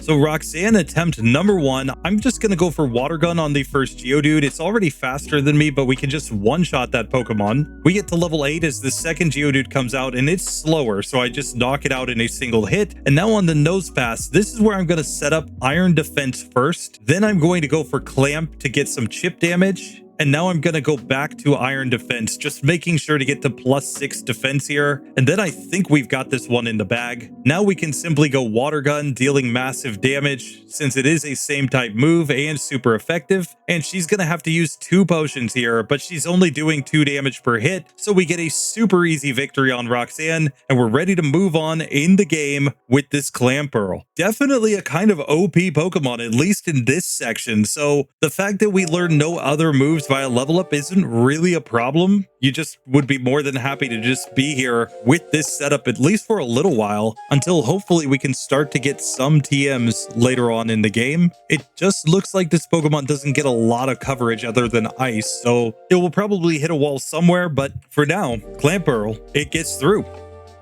And now we get to Spheal, a Pokemon that I'm sure is named just based on a katakana pronunciation of the word sphere. It would be like Sufiru in Japanese. So I'm guessing that's where Spheal comes from. And yeah, we're coming in with really low speed and met everything else, but a lot of HP. And as long as we get Water Gun, I think we're good to go. It's just a question of whether we get that move or do we have to level up to learn moves with this Pokemon. If we start with something ridiculous, I'm going to be really upset because that ice type could seriously hold this Pokemon back compared to its evolved forms. And the lower stats could really get it wrecked compared to its evolved forms. Water Gun is the one move we could use that would actually give us good chances of KOing the 2 Geodudes on Roxanne's team though, and then maybe we could survive against the nose pass. We're just gonna have to see. I don't pregame, I don't look at the movesets in advance, but let's see what we actually get. So here we get our Spheal, and we're coming in with Powder Snow, Growl, and Water Gun. That's what I want to see. Basically, we can go Water Gun, Powder Snow on everything until we get to Roxanne, and then it's just a question of whether we one-shot or not. And as far as level up moves go, we get Encore at level 7, so Encore strats will be a possibility as well. For example, on that nose pass to force it to go block over and over again. That could be a good strategy. We'll just have to see. Before all of that though, we've got to defeat our rival May with her Mudkip here. Since it resists all of our moves, I'll give it a Growl to start, and now I'm going to go into the Powder Snow on the chance that I could get a freeze here and basically get a win that way. It looks like we're not dealing as much damage as the Mudkip is the problem. So I do think the freeze is going to be the way to go here. Still, we can reset for that level of luck since it is a 10% chance. It looks like 2 Growls also gets this Pokemon down to doing 2 damage per hit, which is about what we want to see, but it still looks like the freeze is probably going to be required here to get the victory. That or critical hits could work, but in fact, no, we get the range there. So go for 2 Growls and then you can take that one down with Powder Snow. I think Powder Snow is the correct play there over Water Gun on the basis that you can get the freeze, effectively guaranteeing a victory at that that point, but really it's not too bad either way. For now though, we're ready to move on in this challenge, and I don't expect any of the random Poochyenas to give us any major issues since we have two reasonably strong same type moves. Hiker Devon also shouldn't be much of a factor, so the real question is just how we do against Roxanne herself. Now sure enough, we make it to Roxanne with no issues whatsoever, so I'm going to throw on the Oran Berry. Let's just test this fight out, see if we can get the win. So Roxanne attempt number 1, she leads off with this Geodude. I'm going Water Gun right here, and we get the 1-hit KO on that one as we get to level 11. Second Geodude comes out and also gets wrecked. So we're on to the Nose Pass on the first attempt, and we're slower here. So I'm going to Encore first as it goes Harden, just to guarantee that it keeps using that move. And now we're just going to spam the Water Gun here. She's got a lot of healing with Oran Berries and 2 potions. Still, I think we'll be able to whittle this one down pretty easily. We get block here, and now it started tackling, but it's not enough. Spheal easily gets through and is going to learn Ice Ball. We'll just throw that on over Growl here, and we're ready to move on in the game with this Pokemon. And Ice Ball is effectively the Ice type rollout, so it could always give us a chance in the next sections. So who knows? Maybe this Pokemon turns out to be better than I expect it to be just because of the fact that it could build something like that up. Or maybe we could fish for a freeze with Powder Snow and then set that up. Just saying, that is a reasonable possibility of a way to progress with this Pokemon. We'll just have to see. But for now, hey, Spheal, it gets through and it's ready to move on to the Watson and Brawly section of the game. But with that section done, let's do a quick recap for everybody who's watching after the April Fool's Day. We have officially gotten a lot of those water types through, though some of them are a little more sus than others. In particular, Luvdisc and Huntail got completely wrecked, as did Gyarados. Which honestly, like if you just give those Pokemon a stronger same type move, they're perfectly good to go. Gyarados probably needs a little bit more because of its weakness to the rock type. It was just getting completely wrecked by the rock tombs there. The fact that it's in the slow level up group so it doesn't get as many levels in this section is a massive problem for that Pokemon. Still, we were able to get slow Pokemon like Lapras through, so it's really just an issue of moveset at the end of the day. Anyway, with that done, we're going to get into a couple of our random Pokemon before we get into the major evolution section of the game. And we're going to start with our Ditto. I saved this one from the previous section where I was doing the normal types because Ditto is kind of its own thing, and we're going to have to see how this Pokemon actually works. So without further ado, let's just get into it. But now it's time to get to Ditto, a Pokemon that's really interesting because it has base 48 and everything. But even more importantly, we're going to be able to transform into our opponents. And the Geodude might actually be the best matchup for Roxanne, given that we'll get Rock Tomb and Rock Throw. The question is, do we actually manage to get to that fight efficiently, or are we getting wrecked before that because of the fact that we have to waste a turn transforming in every single battle? Add to that we'll only have 5 PP in whatever moves the opponent had. We may end up having to struggle in certain spots here, and that could turn out to be terrible. Let's just find out how this actually goes. So first up, we've got to fight against this Zigzagoon, and I'm going to transform into it. It goes Growl turn 1 against me. I'm just going to have to tackle here and hope to deal enough damage to take this one out. We're doing more damage than the Zigzagoon because even though our stats are made the same, we're at a higher level than it. That's not going to be the case for most of these fights though, so we might be getting wrecked. Let's go up and try our fight against May just to see how she goes. But this could turn out to be a really tough fight for all I know. We won't know until we test it out and see. So May attempt number 1, we transform into the Torchic. It goes Growl against me. I think I'm just going to spam my Growls here at the start of the fight since we have 5 of them, and then start scratching and hoping to deal enough damage to get through. Unfortunately, that doesn't work, so maybe it's better to just go straight in on attack here. So when we start scratching here, it's pretty clear we're not doing great damage, but we get a crit, so we managed to get through on this second attempt. Now we just have to take out the Poochyenas and get to Hiker Devon, a trainer that I'm not sure we'll be able to get through, but we will be able to set up some defense curls and use a bunch of tackles, so maybe it works out, but I think we're going to need all the XP we can get going into the Roxanne fight. I also think Oran Berries are going to be insanely important in this section of the game, since that's going to be our way to recover HP in the middle of battles, giving us at least a chance to get through things. And sure enough, we get through the random Puccinas without too much difficulty. You do need a little accuracy luck in the Petalburg Woods, but you can ultimately get that to go. Now we have to try our hand against Hiker Devon though, and this is where I think this one's going to get a little rough. Obviously, we're going to go for a bunch of defense curls and use up all our tackle, then we're going to have to mud sport and just hope that we can actually get through. Let's test it and find out. So Hiker Devon attempt number 1, I transform into the Geodude. Now I'm going defense curl first. I want to have all the defense, since obviously we're not going to do much damage here anyway. So let's just use that PP up. Now again, we may as well just use up all the mud sports as well, since we have to use that 5 PP somewhere as well. And now go into tackle, knowing it does basically no damage, but knowing that we're going to get to the point of using struggle here. And this is kind of the issue. Like, we have the Oran Berries, so we do get a heal, but we're just not dealing great damage without critical hits against this Geodude, and we're still taking basically chip damage from it every turn. Still, we get a level up as we get to the second Geodude, and before it goes for any defense curls, struggle is doing decent damage. So who knows, we might be able to get this to work out if he just doesn't go tackle enough turns. And sure enough, we survive on 1 HP, but we do get it to go. Still, with that close of a range, I don't think we're going to beat Roxanne, because number 1, she's coming in at higher levels. Number 2, she's got stronger moves. And number 3, she has massive amounts of healing on her team. So I'm just not confident this is going to work out, but let's test it and see.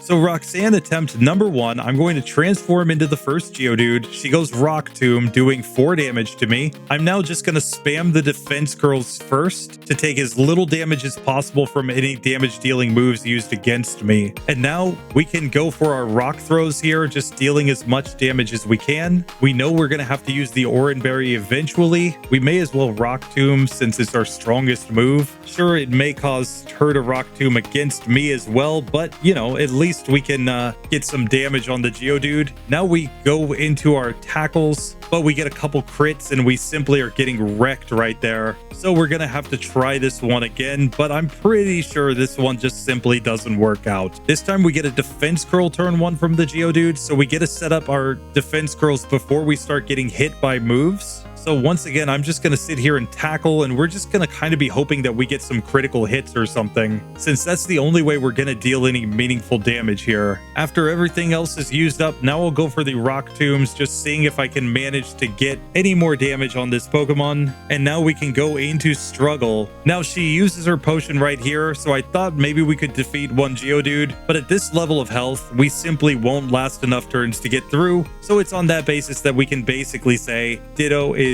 out of there. It doesn't stand a chance against Roxanne because it doesn't deal enough damage with its moves and it doesn't have enough PP. So at the end of the day, it just doesn't work out. So that is another normal type for the pile as we finish this one.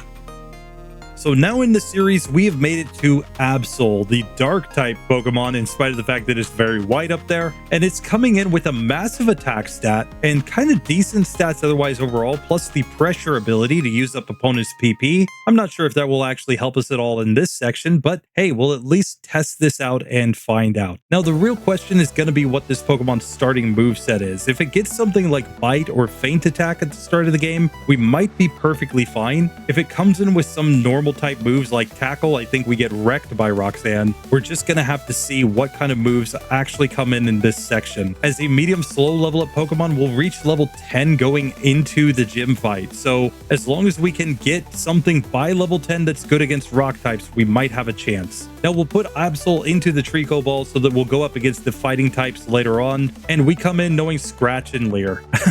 Oh no. Yeah, that's probably not enough to get us through, but do we get any level up moves? We get Taunt at level 9 and Quick Attack at level 13. We won't get to level 13, and Taunt isn't really going to help us that much. So yeah, I think this one's probably getting wrecked. Still, I think we can at least make our way to Hiker Devon. Maybe we have a chance there. Let's just test and see. First things first, we've got rival number 1 though. We hit Scratch on the Torchic and it looks like a 3-hit KO. So we get through super easy right there thanks to our really high attack stat. But now we have to see how we progress. Obviously the Poochyenas aren't anything to talk about, but Hiker Devon will be. Because if we can't get through Hiker Devon, we definitely can't get through Roxanne with her healing. Let's test this and just see if we can manage to get through that fight at least. And exactly as predicted, we get to Hiker Devon with no issues, but now I think we have to throw on a Norenberry. We're going to have to use Leer several times to hopefully get a net defense drop and then go for our scratches to try to take these Geodudes down. Let's see how this goes. First up on the first Geodude, I'm going Leer right out of the gate. It goes Mud Sport, that's what we want to see. And we really want it to tackle against me so that maybe we can get it to like -2 on defense. That is perfect right there. And now we can just test to see what Scratch does. It's at least doing decent enough damage. As long as it uses Defense Curl though, I'm going to just go for more Leers. Basically just trying to force this Pokemon to stay at a fairly low defense. So I'm just leering till it goes tackle against me, and then I'll go back into my scratches. Once we get it down on low health, we can take that Pokemon down. We level up to learn Taunt. Now it's time to leer at this next Geodude. It goes tackle turn 1, Mud Sport turn 2. We like that. And now tackle turn 3. So I'm getting its defense down nice and low. And now I think we can just go for scratch the rest of the way. And sure enough, we get the victory and get to level 10. So we are able to beat Hiker Devon without any major issues. The question is Roxanne. Of course, at the start of the fight, she's only going to want to go Rock Tomb against me to lower my speed. So we can try to set up a couple Leers there, maybe getting her defense down enough that we can deal decent damage, but we're just going to have to see. The Oranberry is absolutely 100% required here, but let's see if even that is enough. So Roxanne attempt number 1, we go for Leer right here. She goes Rock Tomb. Now I'm going to taunt to force her to use a different move. And it looks like the Rock Tomb's Rock Throws basically 3-hit KO me here. So we can go for Leer and get the Rock Tomb miss this time. And Scratch does 5 damage, making this a 7-hit KO. And given how much damage we're taking from her moves, we're simply not going to survive here. So it's on that basis that we can just say Absol is out of there. It is not strong enough to get through Roxanne. Struggle strats aren't going to work there for you either. You don't have enough HP to take down the entire team, so you just have to eliminate this Pokemon. But now in the Roxanne Minimum Battle Series, it's time to get to Glalie, the Ice-type Pokemon that's coming in with base 80 and everything. Of course, I'm used to seeing it on Glacia's team, but we're just going to have to see how this Pokemon actually goes, what kind of moves we start out with. If we get a decent Ice-type move, we should be perfectly good to go for Roxanne. Though I don't know, maybe our weakness to Rock turns out to be too much. We'll just have to see, but for now, I'm going to test this, and I'm really just hoping for some move that allows me to get a freeze on that nose pass. If I get that, I think I'm going to be good to go. But for all I know, maybe this Pokemon just starts out with like tackle or something. Let's test it and find out. Now we will pick up Glalie inside of the Trico Ball, putting us up against that Torchic later on. And we come in with a starting moveset of Powder Snow, Leer, Double Team, and Bite. Oh, we're going to be going double team strats. Oh, this is going to be insanity. Still, we can get through, I think, with Powder Snow to actually get through the game. And the fact that we have Bite means we've got at least a neutrally effective move for Rival 1. So this might just be fine. Let's find out.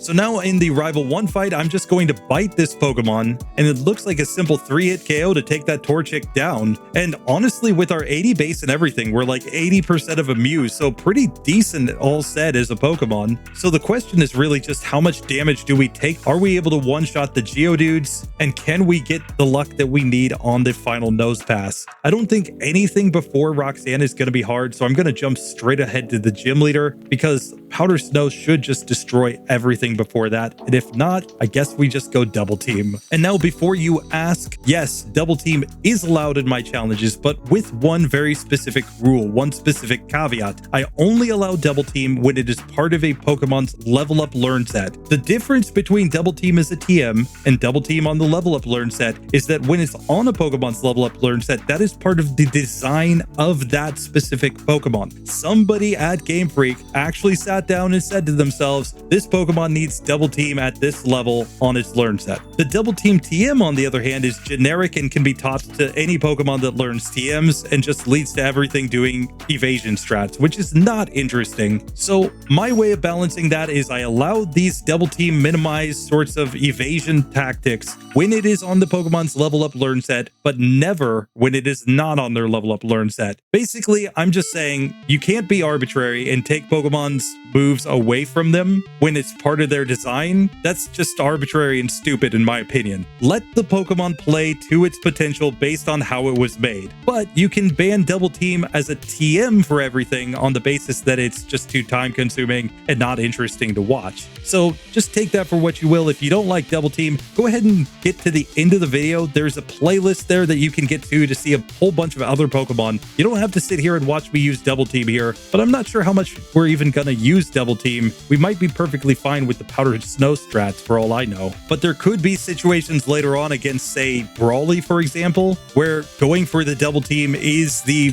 only play, and it could be the case against Flamerai as well. We'll still cut these off if they seem to be completely unreasonable or requiring too much Double Team luck, so don't worry too much about that for now. But note that that's why Double Team will be allowed on a Pokemon like Glalie, but when we get to the game quarter later on in the game, we will not be allowing Pokemon to just buy the Double Team TM as their strategy for getting through Watson. No, no, no, no, no. That would be so ridiculous and time consuming, and nobody would want to watch it, so we're not going to do that. Still, with a minor Double Team rant out of the way, we have defeated Hiker Devon and we're ready to go to Roxanne, but I do see a potential problem. We did not one-shot the first Geodude on Devon's team with Powder Snow, and that tells me that Roxanne's Geodudes are also not going to be one-hit KOs since they're 4 levels higher than the Geodude that we just failed to KO. That means that we're going to need quite a bit of luck here, and we may need to go for the Double Team in order to actually get through. Let's get into this fight and test it out.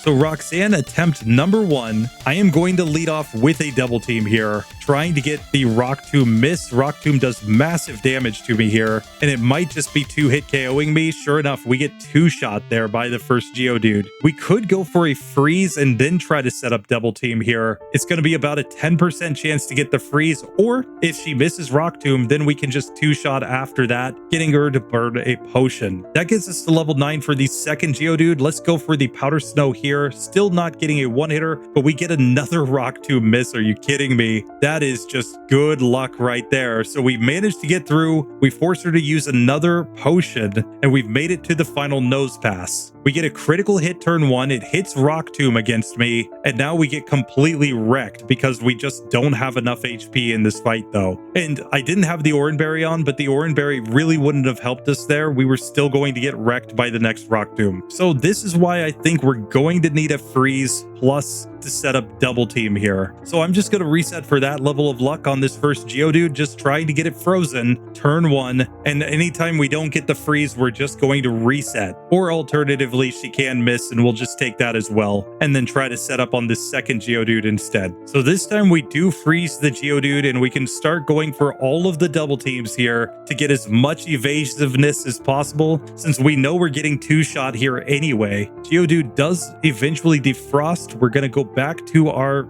Powder Snows here and knock that one out. That will bring out the second Geodude. We hit the Powder Snow. She has to use a potion, and we're going to freeze that one as well, but we're just knocking out the next turn. And that brings out the Nose Pass, which we still outspeed. We hit Powder Snow. It goes Harden against me. I'm just going to finish my Double Team setup because it one-shot me from full health with a Rock Tomb. Are you kidding me? We got to try this one again. Here we get back to the Nose Pass. It doesn't one-shot me this time, but it does have me in the range, so we simply get knocked out after that. So this time we freeze the Nose Pass. I'm still just going to spam away with the Powder Snow here. We force the Oranberry, and here we're on full health with the Oranberry on ourselves. But when she Rock Tombs, we become slower, and she actually knocks me out. Are you kidding me? Oh, that was so terrible. We almost had the win there. So once again, it does seem like Double Team strats are the proper play here. Here we've set up all the Double Teams as the first Geodude defrosts. We freeze it again the next turn, but we can simply knock it out from there. That brings out the second Geodude, and we're just hoping for misses here. We get the potion, and then we knock that Pokemon out. So she has no potions as we go to Nose Pass, and we're faster than this Pokemon. I'm going to go for Powder Snow for the chance to freeze. We're going to force the Oran Berry, and now she also gets frozen, but then immediately defrosts. We freeze again. Now I'm going to go to Bite. I'm just going to try to flinch this Pokemon down, and we do finally manage to get through. It took a bunch of attempts with Glalie here, but it is ultimately possible to get the job done. And that is a strategy that will always at least be available for this Pokemon, is to freeze something, try to set up Double Team, and try to get through with damage dealing moves from there. We'll see if that strategy runs into a wall anywhere though. For now, it is enough to at least get through the first gym with this setup, but I am imagining at best we probably get to Flamerai and then get completely destroyed. We'll just have to see, but for now, this Pokemon does move on.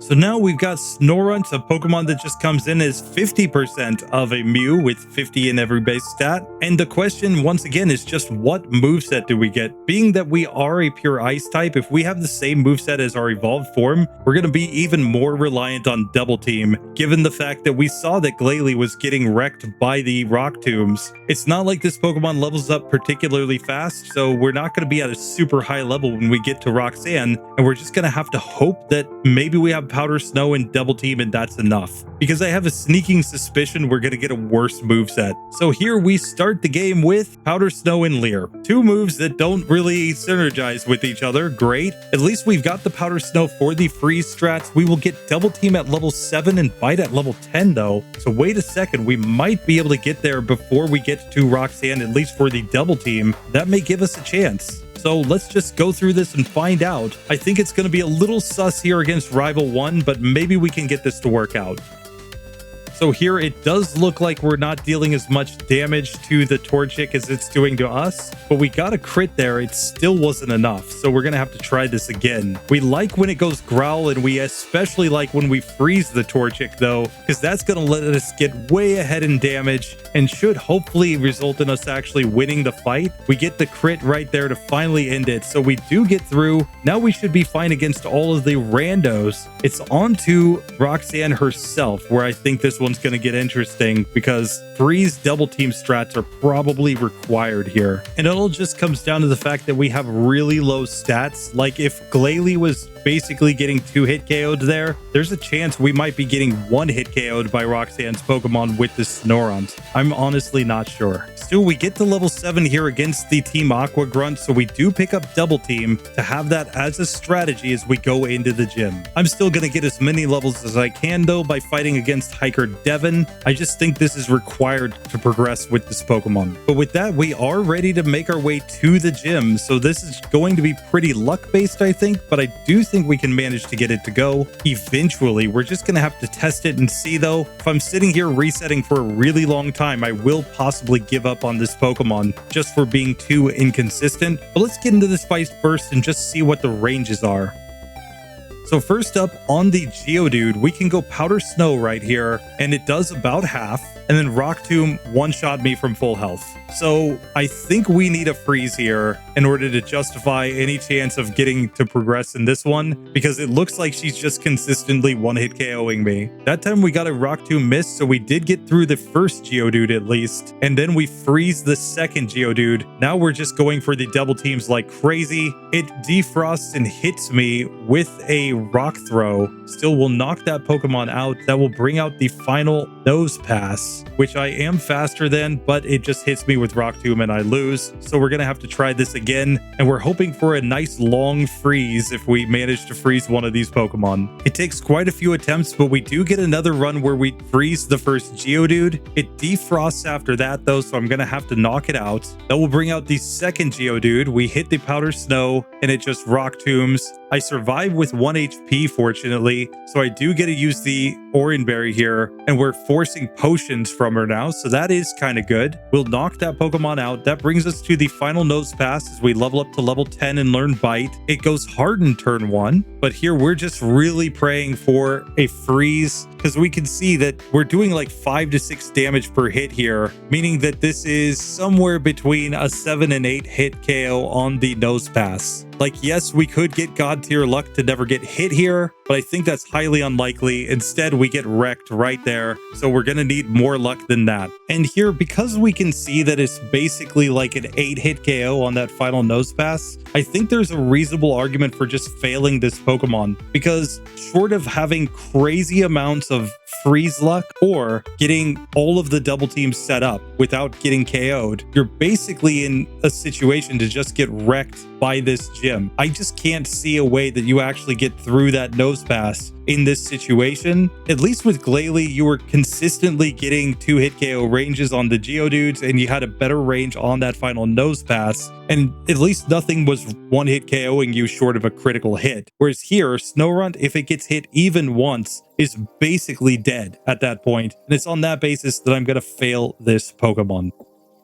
But coming back for the non-April Fool's version of this video, we will do a quick recap here where we can see that Glalie joins the pass column, but Snorunt goes into the fail column. And this is something that I think is really important to note. Like, the double team strat is one that I think is reasonable if you just need to get a few misses from the opponent in order to survive. But you either A, have to be doing really good damage to your opponent, or B, you have to be in a situation where it's not like opponents just one-shot you. You're using it to buy a few extra turns. I think then it's perfectly reasonable. The difference between Glalie and Snorunt is, number one, how much damage Glalie was doing, meaning it took fewer hits to knock opponents out. Those factors, in my mind, made that one much more reasonable than the Snorunt. Like, don't get me wrong, you'll get through with Snorunt eventually, but there's a lot of strategies that we've had so far where I could say you'll get through it eventually. We've had some confusion strats where they're just terrible, but I'm sure if you reset enough times, you'd eventually get it to go. And we've seen Pokemon with moves like Paris using the Bullet Seed, where, again, if it probably just got 5-hit Bullet Seeds every single turn, it gets through just fine. It's the fact that you don't usually get that level of luck that made that one unreasonable and ultimately got it failed, though we will come back and revisit Paris a little bit later. So definitely drop your own comments on Pokemon that you think should get another shot. I am working on a little project in the background to mark some of these failed Pokemon that were kind of close as ones to do redos for. I'm not quite ready to put it out here for prime time just yet, but keep your eyes peeled for that because it will be something that's coming up. So I would love to hear your guys' comments on Pokemon that you'd like to see get a little more of a chance without being a member pick, but just on their normal move sets. You'd like to see them get a little extra try here. I know some right off the top of my head. Paris is in that category.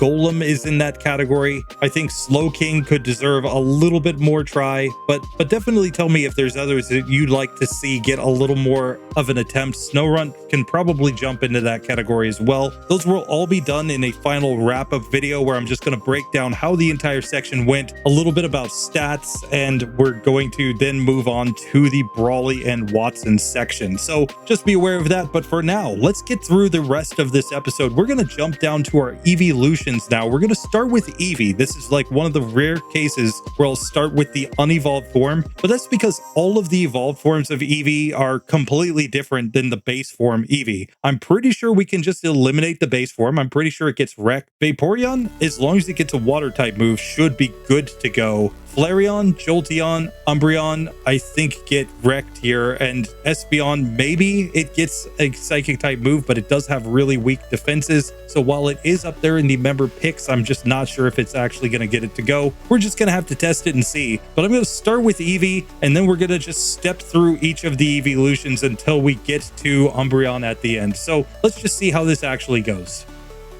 Now, of course, Eevee just comes in with like middling stats and everything, but the bigger issue is that it's a normal type, which makes me think it's probably not going to be enough to get through here. Like, we might get Sand Attack and Growl to go together with Tackle, but that's probably not going to be enough. Based on what we've seen with the other Pokemon, Sand Attack's really bad because you have to set it up on every single opponent, and unless we have some sort of neutral damage dealing move behind it, I just don't see any way that it gives that much of an advantage. So I think Eevee's probably getting wrecked, but let's check it out. First up, we've got the Zigzagoon here. We can see our moveset is Tackle, Tail Whip, and Helping Hand. Obviously, Helping Hand does nothing for us here. So while it's very nice of you, Eevee, to offer a helping hand to other Pokemon, I'm pretty sure that you're just getting wrecked here. Still, we can try our hand at the rival. Let's just see how it actually goes. So here against the Torchic, we have the advantage that Tackle is a same type move, so it will do more damage than the Torchic using the Scratch, and that will allow us to get through that fight pretty darn easily. Now, however, we have to see how we do in the rest of this section, and hopefully we can reach a point where we actually get something better than this current moveset. We're going to get Sand Attack at level 8. Growl doesn't come in until level 16, so that is pretty rough. And if I recall correctly, at least in Gen 2, the other evolutions didn't get their same type moves until like level 16 as well. So we might actually just lose all of the evolutions here, which will be just kind of brutal. I mean, in that case, you know, join a channel membership to support evolutions, because they may just be completely out of this here on Roxanne. And that's just because I'm pretty sure they all start with the same basic moveset. They all get Sand Attack. So I'm guessing that comes in at the same level. And then I'm guessing it's the next move after that that they actually get their same type moves. Who knows? I could be proven wrong, but I'm just gonna sound the early alarm bells that maybe every form of Eevee is just completely wrecked in this section of the game. So here we've gotten Eevee to Hiker Devon at least, and here I'm gonna just spam a bunch of Tail Whips, hoping that we can get defense drops on this Pokemon, and then maybe Tackle can do decent enough damage to get us through. And no, it looks like we do pitifully little due to our low stats. Like, most of the time we've done this strategy, it's been with Pokemon that have 100+ base attack. Here with our Eevee, we just end up in this situation of getting completely wrecked, and we take too much damage back, so we simply lose. So we could try to go for Struggle here, but honestly, I mean, is there any point? We already know what's coming for us with Roxanne, and if Hiker Devon is this hard, we don't stand a chance against Roxanne. So I think we just eliminate Eevee right there. Now, with that said, give this Pokemon Iron Tail, give it Dig, give it Shadow Ball. I think there are moves that it could learn that would at least give it a decent chance of getting through Roxanne. Heck, give it Hidden Power Water, and it might be perfectly fine here. So if you'd like to join a channel membership and save Eevee, consider just clicking that link down below or going over to the Patreon and supporting that way. Patreon's a little easier because they have DMs. You can send me a direct message and tell me exactly what you want the nickname, etc. of your Eevee to be. So that is probably the best way to go, but you know, you can do it here on the YouTube channel memberships as well. I will read your comments and just set it based on that. So anyway, that will do it for this one. We've got to get to all the other evolutions though, and I'm starting to feel really nervous for them, but maybe they surprise me. Maybe they have more than I expect them to. We'll just have to see. So now it is Vaporeon time, and of all of the evolutions, this is the one that I think has the best chance of getting through. We have really high HP and really good special attack. So if we can just get a water type move, I guarantee we can get through Roxanne. The problem is, I think we're not going to get any water type moves until I think level 16 if it's like Gen 2. And if that's the case, we may just be getting completely wrecked here, because Tackle and Tail Whip and Growl and Sand Attack are not going to be enough to get us through, even with our massive HP stat. We'll still just have to test it out and see, but I'm just not feeling confident about this Pokemon because I have no faith in Game Freak to actually give Pokemon good moves. Still, we won't know till we pick our Pokemon up, so let's get it in the Mudkip Call, the Bubble Jet Pokemon, and we are coming in with a starting moveset of Tackle, Tail Whip, and Helping Hand. Yep, same as Eevee, and that makes me think that we're not getting through. We will learn Sand Attack at level 8, and Water Gun doesn't come in until level 16, so it's on that basis that I think we're already basically counting this Pokemon out. I don't see a way that we're going to get through with the Vaporeon, but maybe with some sort of struggle strat it can go because we've got high HP. That's the thing with struggle. You always have to have enough HP to knock out the Pokemon that are in front of you. Otherwise, you just get wrecked. But here, maybe that's possible because we'll just have more HP than other Pokemon. I just don't think it's highly likely. For now, let's get into the Rival 1 fight. Of course, she's got the Trico. I'm just going to give this one a Tail Whip and now go into the Tackles. And it's going to be an easy 3-hit KO on that Pokemon as we completely stunt on the first rival at least. And I don't think the Poochyenas are going to be any problem. I'm going straight to Hiker Devon, where I think this one's going to be truly a sad, sad thing to see. You know, how far this poor Vaporeon has fallen from being showcased on Bill's PC in Gen 1 to not even being able to beat a gym in Gen 3. In Gen 1, this Pokemon would start with Water Gun at the start of the game. All of the evolutions started with a same type move when you caught them wild in Gen 1. I used to use a Game Shark so that I could catch all the evolutions before I went to Brock. So I'd have my evolutions and I'd have my starting Pikachu, and that was basically the early game team. And by the late game, it was Jolteon and Arcanine and like Zapdos, Articuno. Everybody knew Moltres was trash, so you didn't use Moltres. Clearly, this is the way we played back in 96, guys. I'm just saying. This is all legit. It's all perfectly fine. Anyway, with that, we can get to this Team Aqua Grunt where I'm just going to tackle repeatedly on his Poochyena while he just howls at me repeatedly. But we actually get knocked out by the Poochyena. Oh no. We might need to go for a Tail Whip here in order to get a win. Now, the issue was also, of course, that I came in unhealed, but we do manage to win on the next attempt, so we're good to go. It's on to Hiker Devon. So here I'm going to give the Oranberry, and we're just going to test this one out. I don't think it's going to be great against Tiger Devon, but we will go for a bunch of Tail Whips on the first Geodude, hoping to get its defense down, and then start tackling, and we see we do pitifully little. Even though we've used some Tail Whips on this Pokemon, it's just nowhere near enough. We have to go for the Oranberry, and we're just getting wrecked here. So I think we need to change into a struggle strat if we're going to get this one to go, because otherwise we're just not going to have enough HP to take the two Geodudes down. So let's just go for a pure struggle. We're just going to struggle from the beginning of the fight and see if we can get the win based on the fact that we have high HP. So here, struggle does significantly more than tackle, and it is making it look like we'll get through the first Geodude just fine. We use the Oranberry, but now the problem is we level up and we learn Sand Attack. So we're going to have to use all the Sand Attacks on this Geodude and hope it doesn't hit me too many times so that I can finish struggling down the team. And when we're down to 2 HP, there's just simply no way to get through. So it's on that basis, the fact that we learn a new move in the middle of the fight basically tells us that Vaporeon is out of there. It cannot defeat Roxanne on minimum battles because,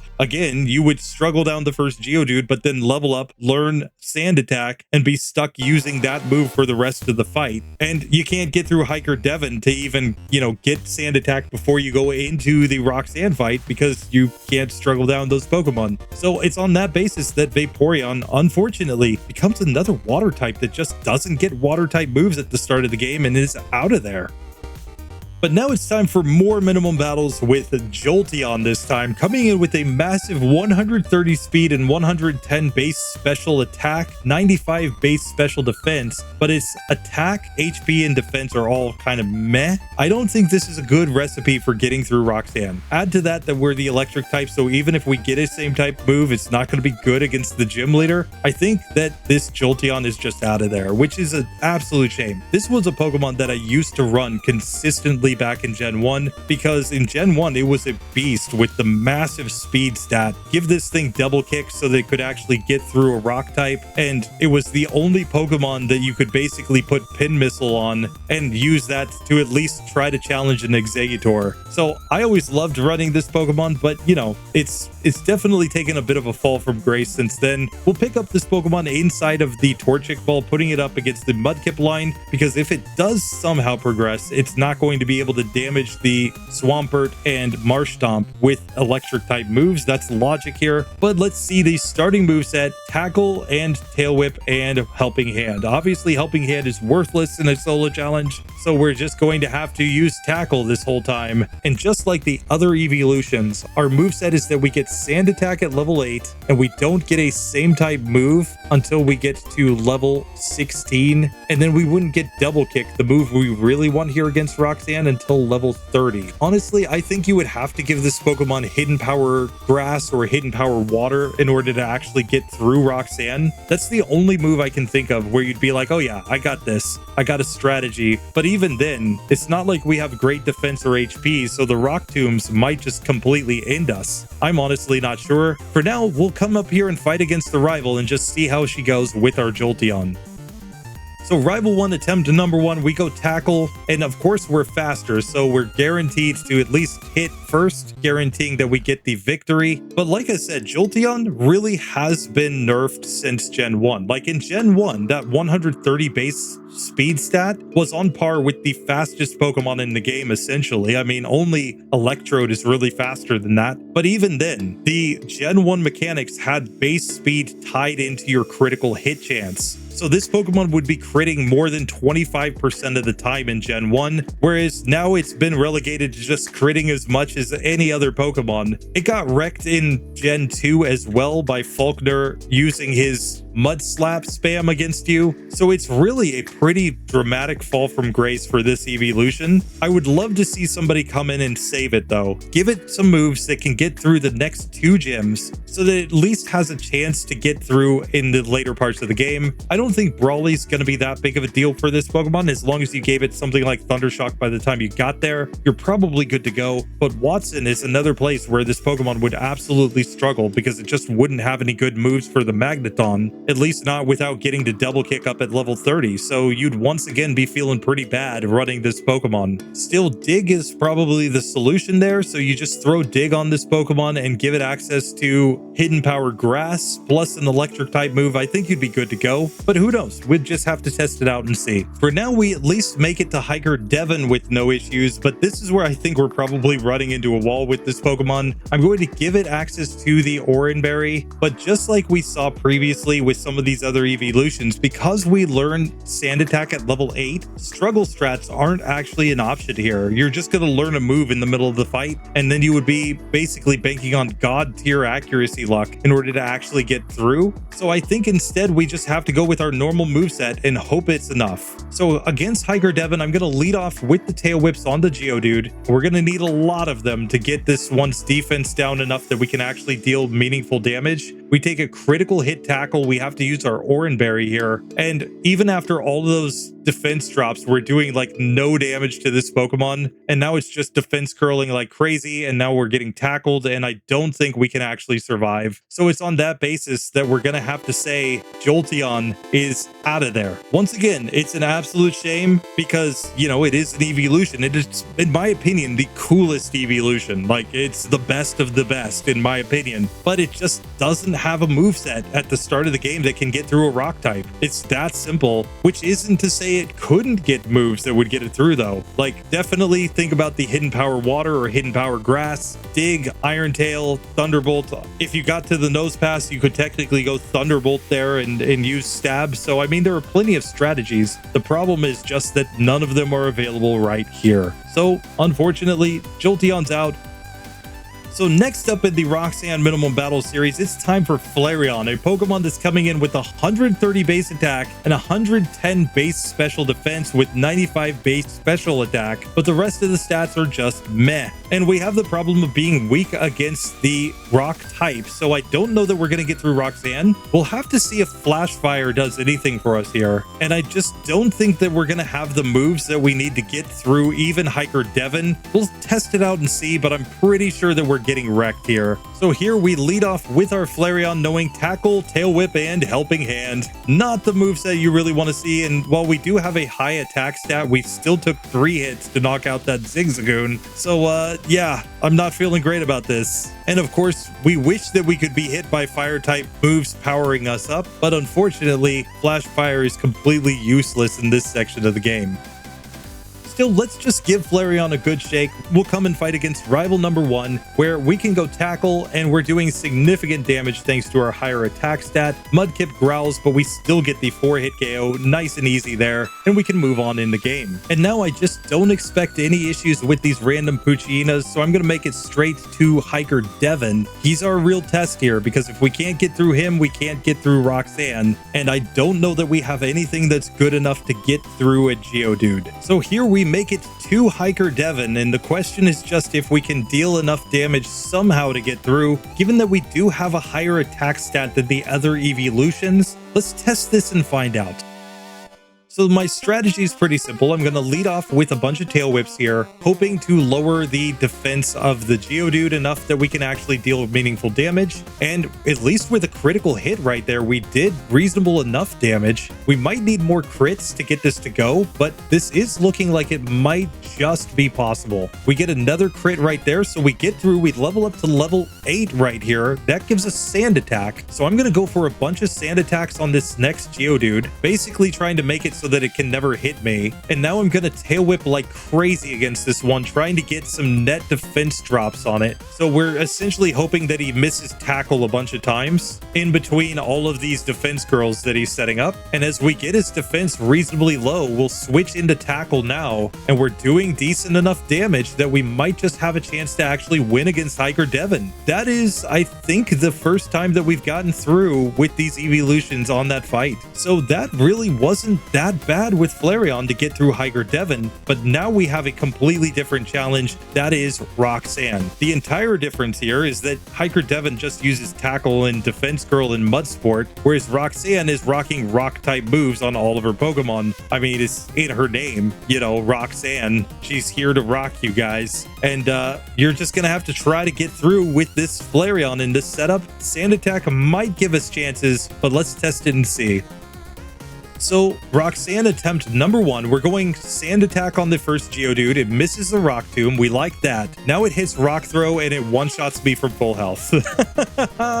Oh, the low defense is a problem. And the fact that we are a fire type is a major problem. We are down to 2 HP after the Rock Tomb and then Rock Throw ends me. We will need God tier accuracy luck to have any shot here, and it's on that basis that I think we can already say that this Pokemon essentially fails. I'll go for 5 Sand Attacks here though and try to Tail Whip, and yeah, that's not working. So just like that, unfortunately, Flareon, it has to be out of there. The fact that it has decent special attack makes me think that giving this one Hidden Power Grass or Hidden Power Water is a good way to go. At least you could go Hidden Power Grass to have something to counter water types that are super effective against it, and rock types like these. So that would be my go-to if I were going to do this one again, but that will be something for a channel member to decide if they want to save this Pokemon or not. And I know there are a few channel members who are out there just kind of hanging out waiting to decide what Pokemon they want to save. Just saying, Flareon, it could be a good option for you. If we can get through this gym, I'm willing to bet we could get through Watson with some dig strats. And then maybe Flamerai is just a joke, especially if we've got Dig on the moveset. So, you know, consider joining and supporting that Pokemon.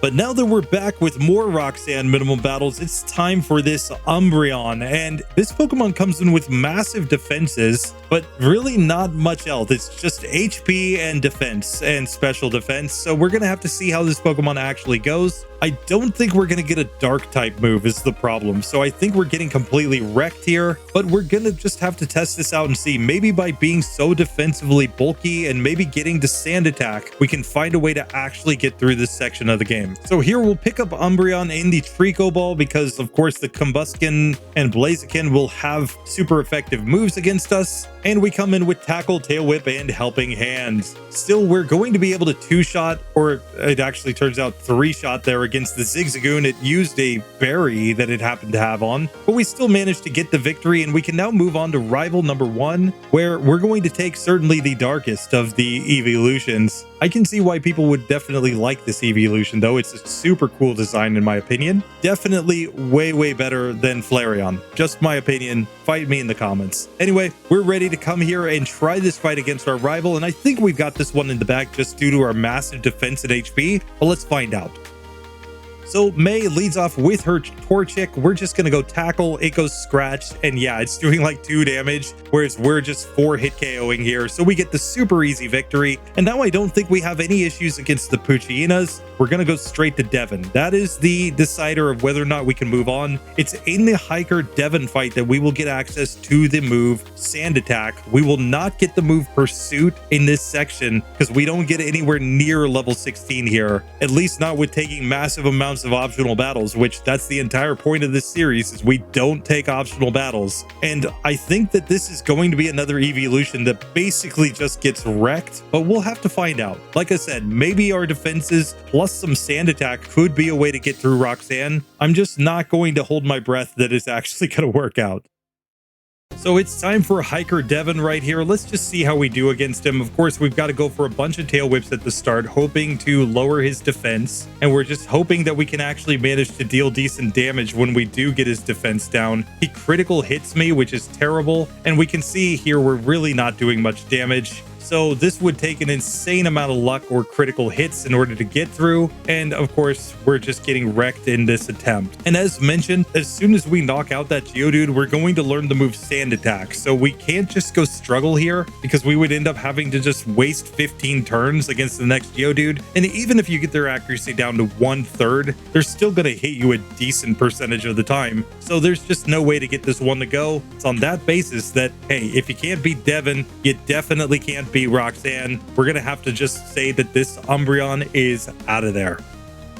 But finally for today, that's going to bring us to our last Pokemon. I hope you guys have watched all of the other videos that got posted today, but if you haven't, there is a playlist at the end of this one so you can go back and you can watch them all, because we're just making shorter videos to satisfy the YouTube algorithm. And we are coming in with this Espeon that has been saved by channel member Flamerai, because we've seen the evolutions really struggle here against Roxanne, but Flamerai is going to give this Pokemon a reasonable chance of actually getting through. Now, of course, Espeon comes in with massive speed and special attack and decent special defense and kind of meh everything else, but we are giving this Pokemon extra moves because we need more than just the standard tackle, tail whip, helping hand, and sand attack to get through Roxanne. Those moves are not enough to get the job done. Not even with like crazy luck, you would just simply not be able to get through the game. However, Flamerai has come out and saved Sunny the Espeon with some really powerful moves. Let's see how this actually works out. I'm going to pick up my Espeon inside of the Mudkip ball, putting us up against the Trico line, since later on Grovyle will have access to things like Fury Cutter and Pursuit that will at least be super effective against us. So let's just see how this goes. And our starting moveset is Calm Mind, Dig, Psychic, and Bite. Here, I'm just going to spam Psychic on this first Zigzagoon and get the easy victory. And you'll notice that I have finally figured out how to manipulate the Pokemon to become a shiny. So as of today, channel members can request shiny versions of their Pokemon. I'm testing it here on Flamerai, but of course, Flamerai, if you prefer just the normal sprite, let me know. I can get that set up for you as well. No problem whatsoever, but shininess is now a thing. So for channel members in general, they're going to be shinies from now on, unless they choose something otherwise. So with that, let's get into the Rival 1 fight and see how she likes this shiny Espeon. So here we can lead off against the Trico. I'm just going to go for Psychic, getting the one-hit KO, and we're ready to move on in the game. Now, the idea of this one is definitely going to be to use Calm Mind in the Psychic to just stunt on all of Roxanne's team. She's going to go for Rock Tombs against us, though, so we're going to have to survive, and that could be a little rough. Still, we've got enough of a moveset that we should be able to get through the Puccinas just fine, and then it's just a question of how we do against Roxanne herself. So let's get into this and see how it actually works out. So here really quickly, I do want to test ranges with this Pokemon against Hiker Devin. Let's just see how this actually goes, where I think Psychic is going to be enough to one-shot normally, but I want to test it and see, because maybe, just maybe, it's not enough, and instead we have to go for Calm Mind into Psychic. This will at least help us kind of understand how we're doing before we get to Roxanne. So Hiker Devin attempt number 1, I'm just going to go Psychic right off the bat, and that does one-shot the first Geodude as we get to level 8. We will skip the move Sand Attack, and now for the second Geodude, we'll go Psychic, one-hit KOing that Pokemon as well. So that tells us we can at least one-hit KO Pokemon that are basically at the same level as us. Now we just have to see if we can one-hit KO Pokemon that are higher leveled than us. So let's find out.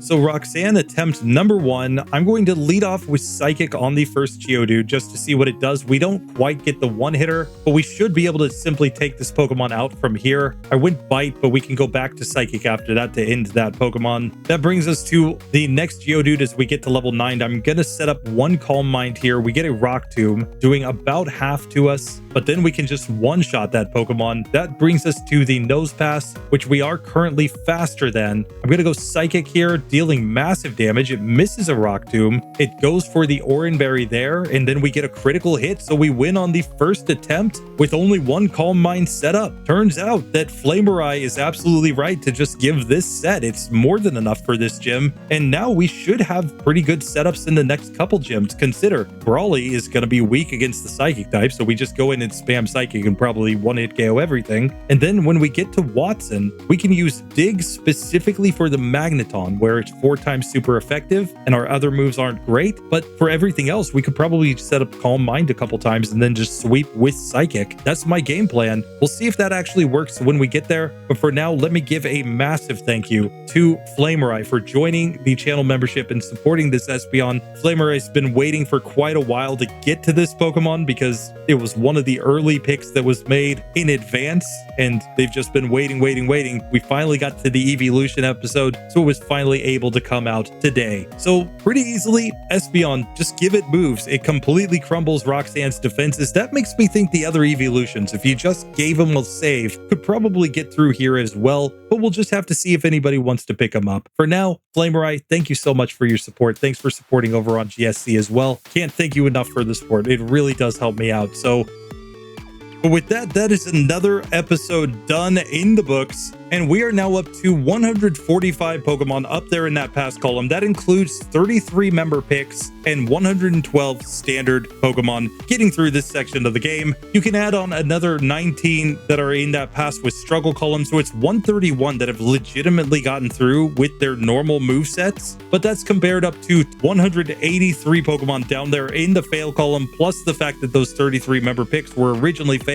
except for Milotic. So you can add 32 to that fail column. We're over 210 Pokemon failing in this section. Definitely a brutal section so far, but we're down to the last couple episodes. Next time, we're going to be coming back basically with everything that's not a legendary. So we're going to have the Ammonite line, the Kabuto line, Aerodactyl, Snorlax, the Dratini line. Dragonite will be in there. It just happens to be up there in that upcoming member picks section. The Larvitar line, so we'll be getting in Tyranitar. We've got the Bagon line, so we'll end up with Salamence in there. And then our Beldum line, so we'll be getting up to our Metagross in that one. That's going to be very interesting to see how these Pokemon do. I'm going to save all the legendaries for the next episode after that, which is why I jumped around a little bit in the Pokedex to get the pseudo legendaries in first. A lot of these Pokemon having very similar base stat totals, but just different typings and different moves could make this super interesting. We are reaching the end of this section, but of course, if you'd like to save any Pokemon in the fail column, including those evolutions, you are highly encouraged to do so because it would feel kind of sad to go on without evolutions. As mentioned, I can now actually set shininess. So I am going to by default be setting all of the member picks to be shiny, but if you want to make a member pick but you prefer the normal sprite, just let me know. I will avoid shiny-fying your Pokemon. When you join as a channel member, you do get the option to choose what you like, how you want it to show, etc., and I will follow that to the best of my ability. I've just updated the overlay for now to show that yes, I can in fact do shinies now. So if that's something you're interested in as a channel member, just drop me a comment or a DM over on the Patreon. Let me know. But with that, we've just got a couple episodes left. I hope that you guys are enjoying. Definitely tell me down in the comments below if you have one of these Pokemon that you think should get a little more tries to go at the end. I think Paris is there, Golem's there. We might be able to try the Snorunt from this episode, but you guys have a bigger collective memory than me, so definitely tell me any other ones that I might be forgetting that should get at least another little try at Roxanne. But for now, let me just say a massive thank you to the channel members, everybody who watches to the end. It really is a massive help to me and my family that you guys support what I do. The channel members, I can't thank you enough for the fact that you are the only form of financial support that this channel currently gets. We haven't made 1,000 subscribers, so if you see ads on the videos, I'm not getting paid for them. That's just YouTube getting free money off of my videos at this point, but you know, we'll get there eventually. And with that, yeah, we're ready to move on to the next one, so I'll see you in the next episode. Later.